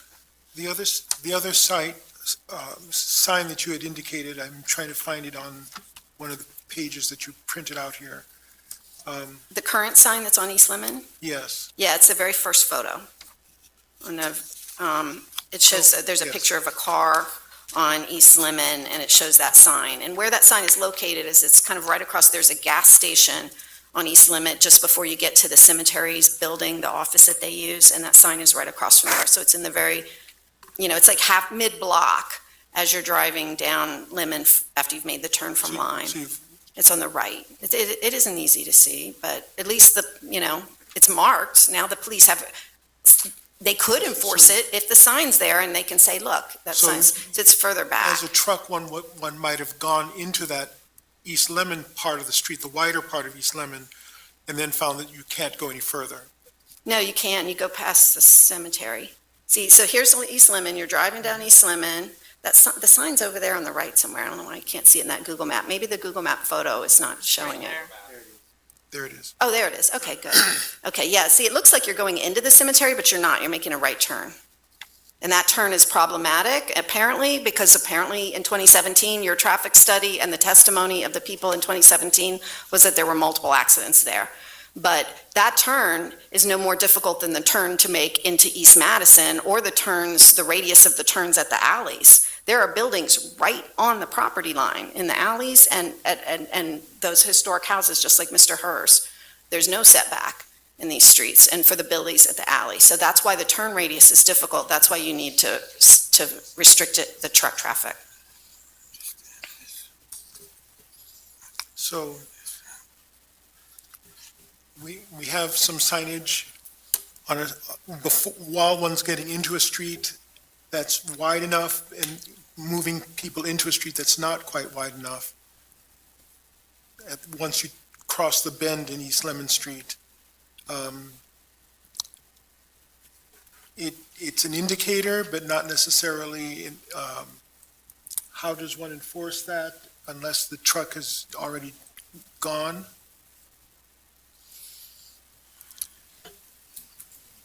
What do we recommend as a way forward here? If we don't want to have, I mean, what is the better way to manage this? If part of the question is, why is the truck using that space? Is that then to message to the truck industry differently about how to use these spaces? And if so, what is the better way to do that? Is that by a sign, or is that by reaching out to the businesses who frequent the area? Or both. Or both? But you have, you have Or to have both. signs. You can't just reach the business because you don't know who's, like the guy who was delivering my, my materials for my construction. Won't know. He's coming there one time. He's never going to be back again. So you can't reach out to, to him. You have to have the signage. It's just, the signage should be there, and I'm asking you to put it there to make it easier for trucks. But in any case, if you argue, well, there was one sign back on East Lemon 2 blocks away, they should know that. We know that people, unless you change the direction of those alleys, those alleys are two-way, so people can come. See, right now you're heading towards North Lime in that picture. And on the left, as you go further down, you're going to get to Alley 28. And people can come onto that alley. There it is, right there on the left. Right. And see how that building is right on the property line? And that we already restricted traffic. It's my property on the right and also ahead of you. I own both of those. So on the right, where that little girl is, that you can't park there. They already restricted that parking to try to help. Even a car can barely make that turn without that parking being gone. So I can back out and other people can back out and make that turn. But a large truck, a tractor trailer, no way. They can't make that turn Okay. safely. Recommendations, a motion, a way forward, a solution? I do want to share something. I was amused at the 10,000-pound truck weight limit on that sign on Lemon Street. And I just looked up real quick. I was curious about a typical FedEx home delivery truck can carry 20 to 26,000 pounds. God. Yeah, but That's a big dual axle Yes. or dual Yeah. wheel The one- FedEx box truck can weigh up to 26. That's a good point, because our neighbors all discussed this, and we looked up the size of the classes of trucks on the Federal Department of Energy website, because we weren't familiar with it, and they kind of cheat on the weight, is my understanding, and go more by the class of the truck, but the kind of what they call step vans and box trucks that the delivery people use, most of those fit within the class 1 or 2, I think they're called, that is considered less than 10,000 pounds. So, but I get you, sometimes they're definitely bigger, and even pickup trucks that our contractors are all driving huge pickup trucks nowadays, and what they actually weigh, who knows what they actually weigh. But I don't think the issue is so much the weight that the street can't support. The issue is that's the way you describe the size of a truck in the class of trucks. They describe it by the weight, but really it's about the size, the length of it. So like I said, there's like 3 different elements here. One of them is the signage. Are we going to say yes for signage that makes it clear that one should not bring a truck down this particular stretch? Whether it's in spite of your concern of whether it's enforceable in the conventional sense, it's informative and lets people know that it's not, that you're not to be putting a truck there. And if a truck does arrive there, by there being a sign, there's the opportunity for it to be enforced, for there to be a phone call and say, here, you're in a place that the sign already says you're not supposed to be. Then the second part is about the area directly next to your house. If one wants to take any action such as either placing bollards there, keep the parking, or remove the parking so that someone can get around that corner or around the bay window without obstructing it. Recommendations? I want to get out there and put eyes on this. I want to get out with a measuring wheel I want to see what we have regarding widths. I have a full-size F-150 departmental vehicle with really big mirrors on it, and it gets tight for me in some points of the city. So my initial thought process is we table this in its entirety. I'm going to get out and see what I'm looking at. And we'll hopefully be able to look at it and report back at the next traffic commission meeting. I can absolutely do that. And my intent is not to put you off, ma'am. My intent is not have you leave here with a good answer. But in good conscience, I know you know because you live there. I pass through there occasionally. I want to see what you see, and I want to see what it looks like from a larger vehicle standpoint as well, to be able to give some good recommendations back to the commission. Does that make sense to others? What do you think, Randy? Makes sense. Can Randy make comments representing Yes, the neighbors?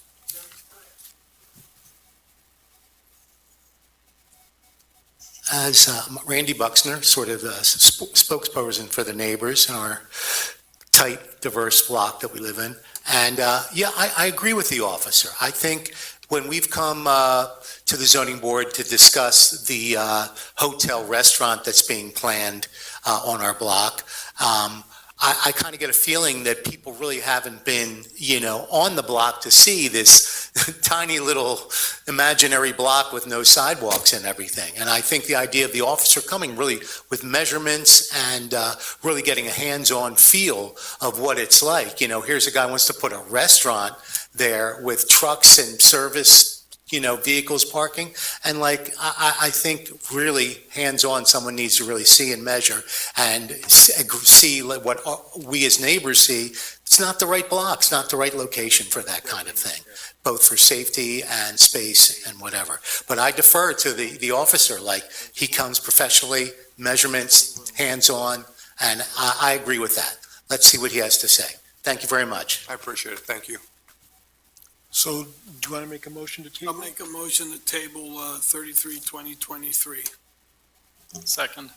Motion and a second. Is there further discussion? Clarity about what needs to be reviewed? Any further comments from the public? Hearing none. All in favor? Aye. All opposed?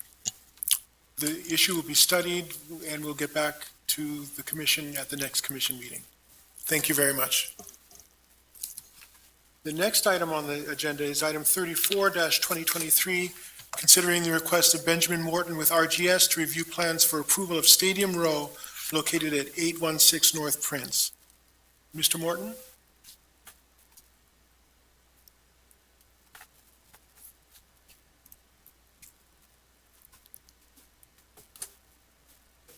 Hi, Ben. How are you?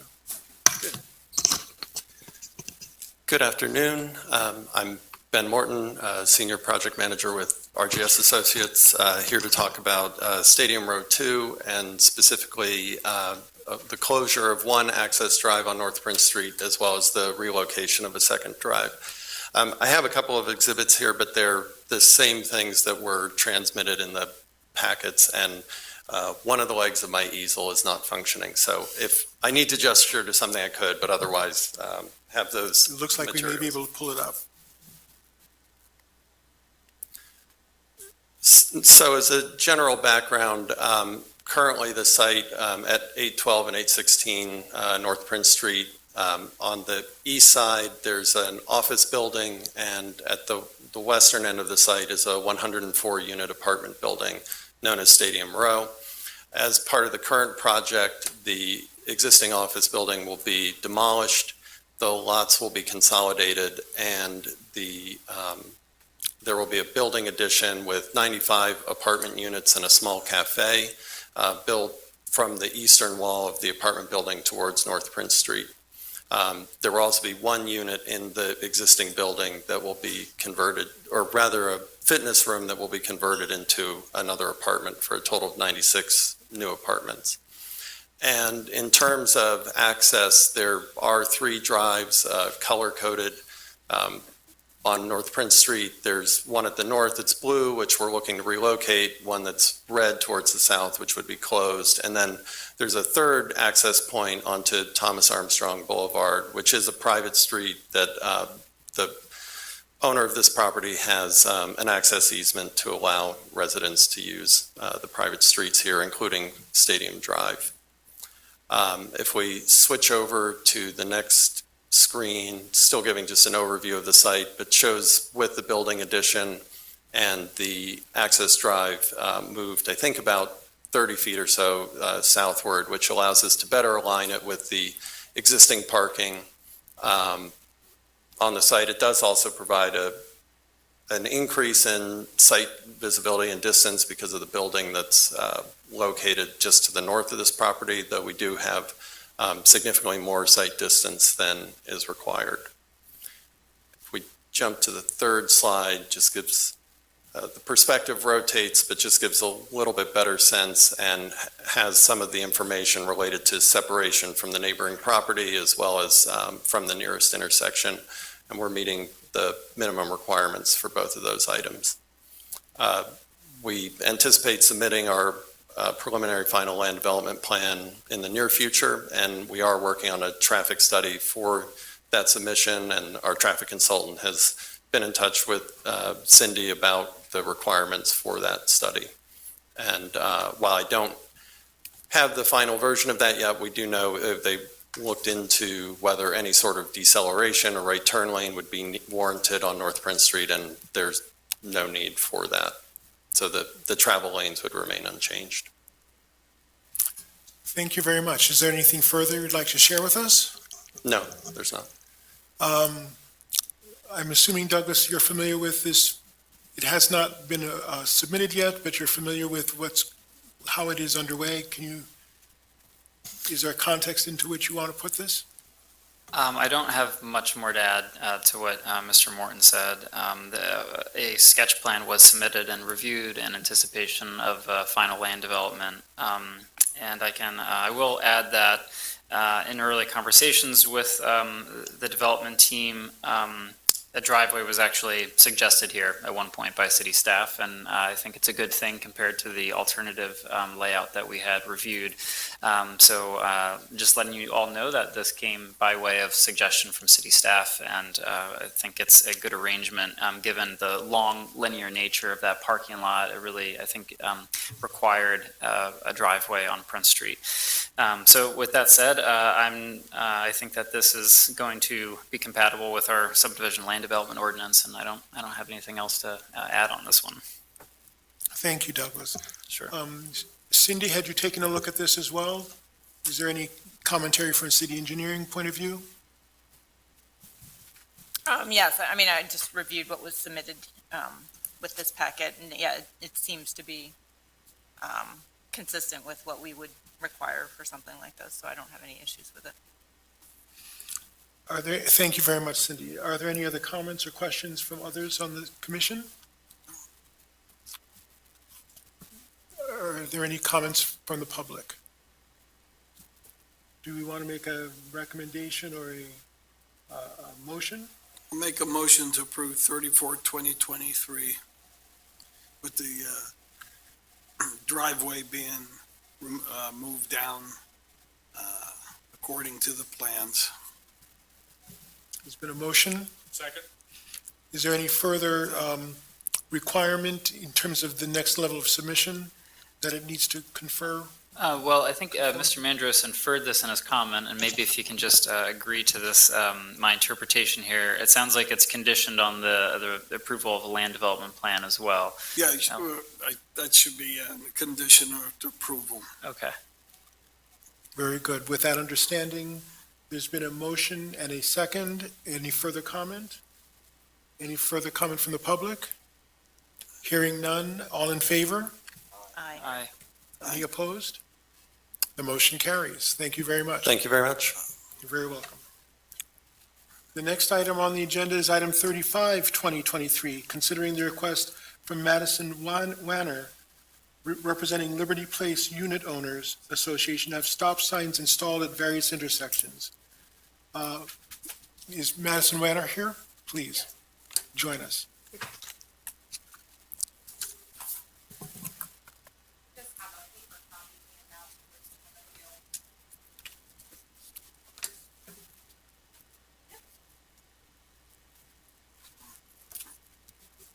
Thank you. And I think some of these images were forwarded to us already. Okay. Yeah, so my name is Madison Warner, representing the Liberty Place Unit Owners Association today. And I am here to request the installation of 2 additional stop signs on Liberty Street at the intersection of Charlotte Street and the parking lot across from Liberty Place, creating a new 4-way stop. So this is on the 300 block of West Liberty Street, and Liberty Place is located at 313 West Liberty Street. So if you look at your handouts, you can see I have some existing signage showing how many pedestrian walkways are on this street. There is a lot of people walking in and out of our building daily. So the intersection that I'm speaking about today, the absence of the stop signs on Liberty Street puts pedestrians at risk, especially crossing right after the intersection, which is into the main entrance of Liberty Place. So there are a lot of cars frequently speeding down the street coming from the east side heading towards Harrisburg Pike. We have had a lot of complaints from tenants in the building as well, and I have brought a petition with me that is signed by over 100 of our tenants. And I don't know if you guys would like a copy of that as well. I know I sent that, and I got some additional signatures. And another point to make is the difficulty to turn left out of our Liberty Place parking lot. Again, cars are traveling at alarming speeds, making it very challenging to turn left out of the parking lot onto Liberty Street. And a little bit about Liberty Place. It's a commercial office building. Over 130 businesses are located in our building. It's 210,000 square feet. And there can be over 700 people entering our building from tenants and clients coming into the building. And again, we have 4 pedestrian walkways on Liberty Street, so we have a lot of flow in and out of the building. And on Sunday mornings, we have multiple church services, so we can actually get, up to 800 people coming in on Sunday morning. And I also have a picture of a damaged sign at the intersection I'm talking about. Because of somebody speeding down Liberty Street, there was damage to a sign there. So yes, I just want to urge the city to take action to install these 2 additional signs on Liberty Street to create a new 4-way stop sign there. That is all. Any questions? Yeah, are there any questions from the commission rather? This is something that Cindy, you had taken a look at as well. Did you want to give any commentary? I know we've been corresponding with, and I'm sorry, I don't recall who exactly, related to signage for the pedestrian crossings and Yes. trying to improve the visibility of people crossing at those locations. We can't use stop signs, I guess, for speed control. So and that's, I know that's a concern. I guess if we wanted to consider this request, there would need to be a traffic study to actually justify. Okay. As I mentioned before, in some of the previous applications, it has to be warranted, based on crash data, based on volume on the side streets versus the main street as well. And I guess I would also like to see the number of pedestrians crossing at that intersection versus some of the other locations as Yeah. well. Thank you. Are there other comments or questions? Do you know the circumstances behind the accident that resulted in the sign being hit? We do not. It was a hit and run, I believe.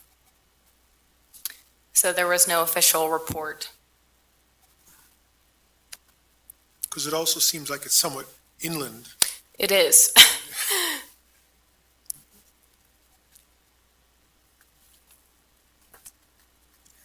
Any other comment? Do we want to entertain a traffic study, or is that recommended?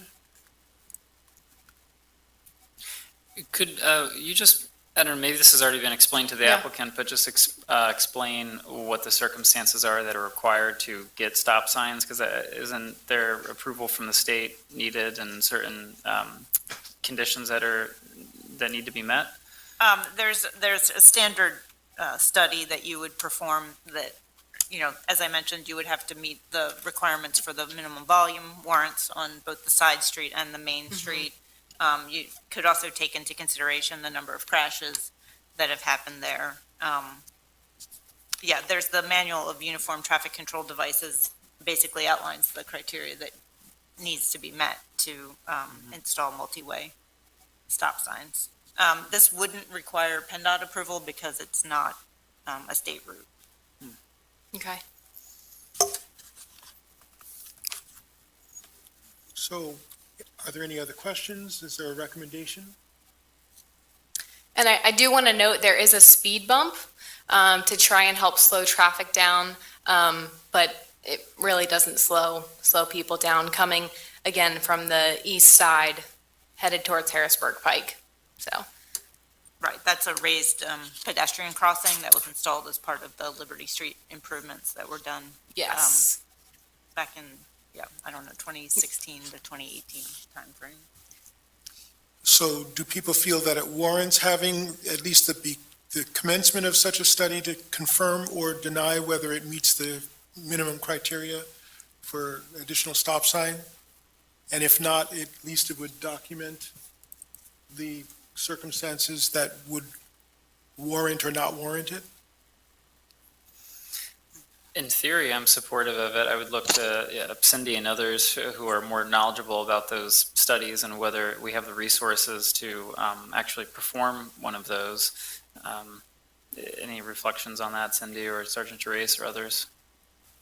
I mean, it would take probably, we have staff that can perform these studies that could be completed before the next traffic commission meeting in 2 months. Are you concerned about vehicular speeds? So can you repeat that question? Yes, are you concerned about the speed of vehicles? Yes. The speed of vehicles, because of people crossing and also, turning out of our parking lot, taking a left there and people, speeding down Liberty Street. So that is, yes, a big concern. I can put a couple speed trailers out and see if we can verify that. Right, and if that's the main thing that we're trying to address, then stop signs would not be the solution to that. Okay. I'll make a motion to table 35-2023 pending the results from the speed trailers And the subsequent and traffic study? the traffic study. There's a motion. Do I hear a second? I'll second. Just one question. Cindy, could you just help illuminate us, if stop signs are not used for speeding, and that makes sense to me, maybe it'd be helpful to also state in the affirmative how we determine locations for stop signs and what we use them for. I mean, clearly traffic control, but can you just say a little bit more about the benefits of doing that in some situations? The benefits of the placement of an all-way stop sign Yeah. versus a two-way Mhm. stop sign. I guess it's mainly the traffic control and sort of, regulating the flow of the traffic, I guess. If there's too many conflicts, I guess, that could be another reason. So more substantial cross-traffic, I guess, on. Right, and that's with the all-way stop. Usually, I believe it's in the range, usually if you have more than 300 cars an hour on the main street and 200 in the side street, then that would be something where you would consider an all-way stop for. Thank you. So there's a motion and a second. Is there further question or discussion from the commission? Any further question or from the public? Hearing none, all in favor of the motion? Aye. Any opposed? The motion carries. We'll be able Thank to you. report back to you at the next commission meeting. The next item is item 36-2023, considering the request of Matthew Mack, working with the Blessing of Hope at Franklin, proposing a new emergency access drive at the rear of the property. Mr. Mack? Good evening, everyone. I'm here for 515 North Franklin Street. It's the old Treasures Market. Blessings of Hope has taken that over now, doing some improvements on it. We had a meeting with staff maybe 3-4 weeks ago, and it was recommended that we come here. So what we're looking for is to install an emergency access back at the rear of Reservoir. This exit would actually be a gated exit that would be either have a key fob or a lockbox that would be given access to the fire companies, ambulance people, police, to basically service the facility if and when, hopefully it's never needed. There's a long driveway to get into the facility. If there would be an accident, that would hinder any kind of ability to service the back of the building and address people. I'm here today with Anthony from Lancaster Design. I'd like for him to give you an overview on who Blessings of Hope is. Thank you. Good evening. I'm Anthony Petersheim with Lancaster Design Build. Lancaster Design Build has been contracted with Blessings of Hope to work on this next phase of the development on the project. They previously purchased a building from Treasures Markets and did some renovations for their use. Blessings of Hope is a nonprofit group that assists in the distribution of food to food pantries and food banks. They're connected with Water Street Rescue Mission and a number of other missions in the area. This facility is the distribution location for their food. They have ministries come in and select the items that they need and leave the premises with them. So it's kind of a brief overview. The reason we're looking to, we're part of this. We've submitted we will be submitting a land development plan for additional parking on the lot just due to restrictions or to the constriction of the space on this property. They do have land that goes as the green area behind the building there. But as Mr. Mack said, we're looking just to give them, to give fire trucks access into the space in the event of an emergency. The plans that we provided to staff, and I believe as you guys might have in your hand, is basically we ran a turning template to show that a fire truck could able to access the rear of the facility. Currently, there's no parking on the north side or the south side of North Reservoir Street, no stripe parking. So I don't believe we'd be losing any parking spaces with this proposed improvement. Besides that, the improvement consists of some exterior renovations, loading docks and such, some additional parking to make the building more usable to service the clientele. Thank you very much. I'm assuming, Douglas, you're also familiar with this? It hasn't arrived at you yet, but are you familiar with it as well? Yes, I am, and we've had discussions maybe over the last year and a half or so, kind of a few times. And I think in previous discussions, this entrance was not proposed to just be for emergency access, but so it sounds like the concept there has changed. You're still looking to have the driveway. Has this come about through the recommendation of our fire bureau, or why is it that you're restricting it to emergency access? Is this a recommendation of the cities? No, after our last meeting, our first meeting, we went back through and reviewed it and run some truck turning templates through there. And the size of the trucks that they're utilizing on the property wouldn't make sense to be able to make the turn on the reservoir and out.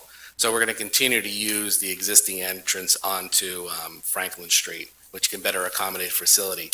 But the reason we wanted the emergency access is because of the long stretch of aisleway there, that if there was a fire or something, would it prevent the fire trucks from getting to the rear of the building and servicing it?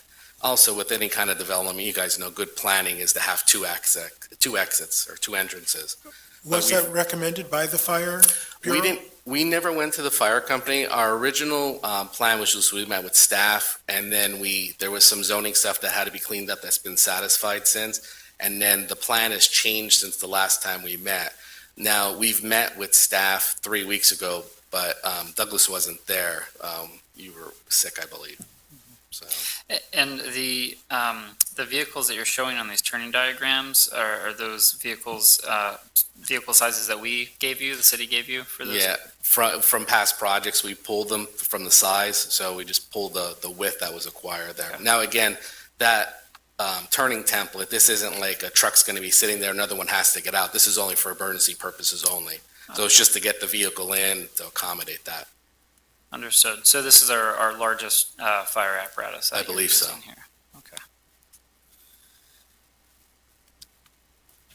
Well, it would be good to get input from the Fire Bureau about their recommendations for access, I think, before we make any decisions to that extent. I know that we also had discussed that driveway, and I thought the design of that, the mouth of that driveway being awfully wide. I can't remember where we landed on that, but I see certainly the turning diagrams indicate that you need the full width, or nearly the full width of that driveway as you've designed. But Cindy, do you have any input just on how that is being designed there? We've discussed sidewalk and curb back there, I think, in previous conversations too, which is currently lacking. And yeah, sorry, a number of issues are coming back to me. I think there were trees back there too, or have those since been permitted and removed? We actually, you can speak to that. We're working with Brandywine Tree Service on that currently. Okay. Okay, so this driveway would be contingent on permitted tree removal there Yeah. as well. Right now, we're developing, as Anthony said, Brandywine, they're taking the inventory, we're working in them, and then going to meet with the tree commission with regards to trees on the front end and also replacement trees that are required. So we're hoping to get a land development plan in the next month or so for staff to review. But considering how your meetings are every 2 months, it was recommended to staff if we can meet this meeting. We rushed it in to get it on. I appreciate you guys able to accommodate us to try to get it in. So if there was any concerns, we would know ahead of time before we develop the whole plan. So you said your trucks for delivery wouldn't be able to make the turn onto Reservoir, yet a largest fire apparatus can. What are the trucks that you have coming into this facility? It's similar to what was used at the market, Treasures Market. So it's a lot of box trucks. They may get a larger semi once in a while, but most of it's box trucks. Okay, so a semi would be pulling in and then navigating in that rear parking lot and exiting back onto Franklin? It would pull forward. As you can see, we have I don't know if we gave you the turning templates. It would pull down in the extended parking area and then back into the actual into the loading docks. Into the loading Oh, I docks. see. Okay, all of that is impervious. Yep. Okay. And then it would continue to go out the same way it went prior.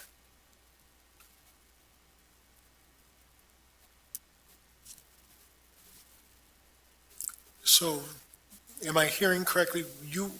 I certainly would like to get confirmation from the fire department about the fire egress concerns.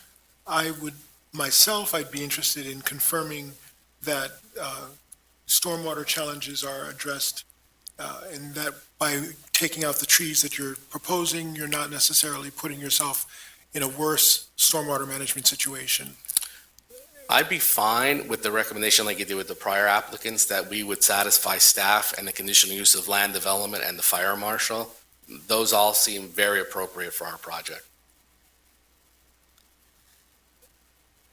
So, sorry, are you asking for a conditional approval then? Based upon land development, stormwater, and then the fire marshal review that he's okay with the plan. If any of those things change, the conditional approval would be null and void. We'd come back again. Mm-hmm.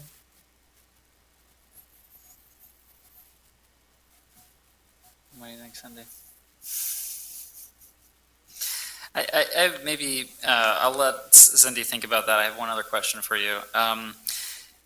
there's a school directly, in fact, there's 3 schools directly next door to this property. And I'm curious about the pedestrian safety in this area with tractor trailers. What is the traffic like in this area? Are there other facilities that are receiving tractor trailers like that? Have you thought through any safety precautions? So I'm not too familiar with the area, but it looks like from when you go out from the area, there are some larger facilities just north of here that I would assume. Now, the road does have a turning lane out front, Franklin Street, which would dictate that it has been designed for larger vehicles, to accommodate through. The right-of-way out front is fairly large. I'm sure the school is probably getting tractor trailers for their deliveries for some of their larger supplies and such. Again, just to be clear, the market prior got rigs in, trucks in. They went through land development with the city for some improvements also. And then there was some improvements asked for along Franklin Street with regards to sidewalk and which we're all willing to do. That was brought up at the staff meeting. How would you compare the frequency of the vehicles for this use compared to Treasurer's Market? I mean, the building sign hasn't really changed, as you can see. So you're only be able to accommodate what you physically can accommodate inside the building. So I wouldn't think it has changed too much. If we were adding significant increases in size, probably then, but the intent of Treasurer's Market and this are basically the same.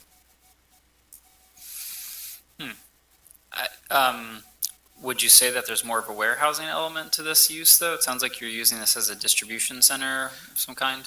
I think, Anthony, I believe it's more retail up there. Yeah, as I mentioned, it's not a retail application because it's for food or for food pantries, but it resembles a retail space, like a grocery store. So no, there's not warehouse space in this facility. Okay. So there's or very minimal. Yeah, okay. Yeah, I guess I didn't really hear the frequency in which. Of how many trucks are coming in currently or afterwards? Either or, I guess, if you're saying they're similar or if it's. I can't speak to what Treasurer's Markets had previously. I'm not exactly certain how many trucks they have coming into there, but they are their services are in demand, so they will get some truck traffic in that space. But there's currently, I believe, 3 truck docks there that were there when they purchased the building. They're just not ideal for the vehicles that they use and their configuration inside the building. That's why we're looking to add. Well, Cindy, did you have more? I mean, I guess, yeah, I do, and it's probably outside of the traffic commission, but we talked some about our Vision Zero planner, which is basically our traffic safety plan and the high injury network, and Franklin Street is one of those locations. This is a direct route. There's many kids that are walking to school across these streets. So, traffic in that whole area. We need to identify some improvements and that kind of thing in the. We have only, just so we're clear, we only have a very small right-of-way along the front, which we're willing to work with the staff, whatever, but and again, also this property goes very long along the railroad. Mm-hmm. We're donating the right-of-way for the future trail to the city. So we're willing to work with the city, but just if we can have some concessions then back. Yeah, I just briefly, I guess my thought is if I just kind of set the uses and all of that aside and ask myself, would a driveway out the back of this property on Franklin generally be consistent with other properties, and would that be useful? I think in theory, I could say yes to that. There are a lot of details to work out. So if that's my personal stance, then the question is, can the rest of those details be worked out solely through the land development process, or are there other issues here that we should consider that are not going to be hashed out at either somewhere along the process of land development, which would include zoning approvals potentially? I guess my thought was that they could be worked out in that Okay. process. I guess my sense is just a little bit different. This looks like it's just a little bit premature as a submission when there's a lot of things that are still needing to be worked out, and they may have an effect, working out the other things may have an effect on what this proposal ends up being in the end. So- If it's the case that, it has not yet been submitted for land use and there's still reviews to be done, it doesn't sound as if the Traffic Commission is on the critical path for its approval, and yet it could benefit from making those submissions and addressing some of those other kinds of questions. So then I'm fine with that. So my question is anybody opposed before we design out the emergency access at the rear? The front stuff we can handle through land development, and we're willing to come back. But we really want to get in front of the commission to basically see if there's a concern with that emergency access out back, because we're going to have to design stormwater for it, the whole 9 yards. And the trees being replaced, all those items. I would want to defer to Fire Bureau about what their needs as well as concerns might be. But in principle, I don't have any major issues with it, but it has much more to do with the public safety matter. And we're fine. So if just get a consensus, if the fire commission's okay with it, the board's generally okay with it, we go with that? Just with not voting on it, just to give us guidance. Can I suggest a step? Usually we have a part of this at this point in the process, and that would be a sketch plan at the very least that's been reviewed by all of our staff in engineering and planning. That includes the Fire Bureau as well, and that review. Then we can look at all of the issues holistically and identify, including any zoning or land use issues that may be need to be resolved. At that point, I think we would have a much more robust discussion here. And Steve, would that help kind of get Yes. at the issue you're thinking? Okay. Definitely. Doug, are you saying that has not happened on your end yet? That has not. We've had conceptual discussions, Right. just in preparation for eventual submission of something. But yeah, there's been no sketch plan. And the sketch plan is, it's defined in our land development code pretty specifically and what has to be included. And then we circulate that for review among engineering staff and planning. Then I'm definitely siding with Stephen that this is definitely premature at this point. And we're fine with that. We were directed to come here, just to be clear. No, understood. Yeah. Hopefully you're getting useful Over. information in this review, but I think there's other things that contribute to it, and being able to resolve things at the next plan level, as well as addressing, asking some of the questions, not just about fire egress, but really confirming from my bailiwick, the stormwater related issues. And that all makes perfect sense. We're willing to get the sketch plan in and start the process. All right, thank you, everyone. Thank you very much. So Thank would that be tabling this then, or denying this and then taking a new I submission? think it's denying and waiting for Okay. the next submission. Okay, then I'll, Because you don't have this on your agenda, do you have this on your agenda for anything like this yet? no, So not yet, I yeah. would recommend denying it then. Okay, so motion to deny. There's been a motion. Second, Motion and a second. Any further discussion? Any comment from the public?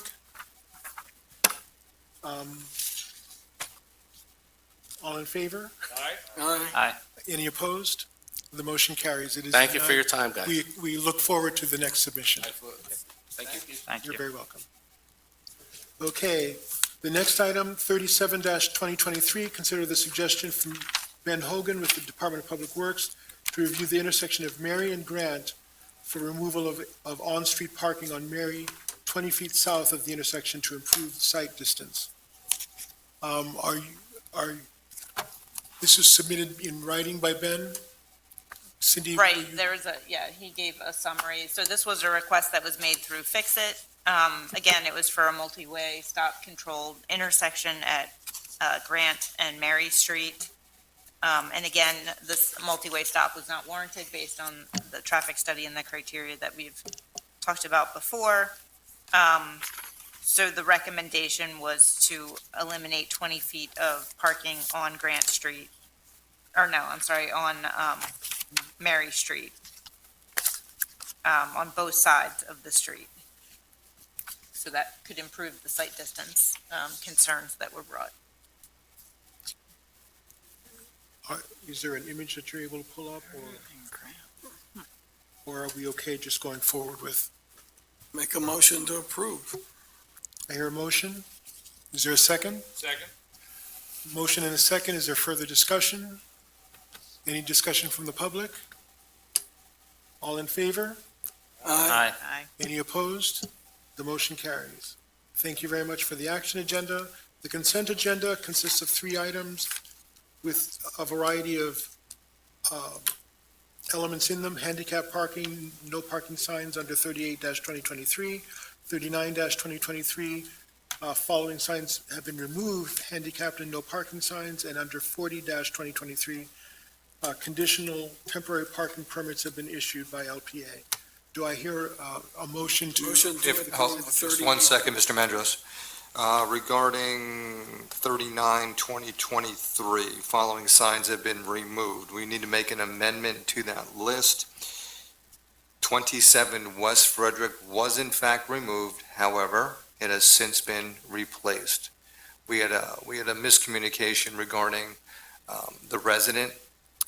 We had received information the resident no longer resided there, and we came to find out he had been hospitalized for an extended period of time, and the sign has since been replaced.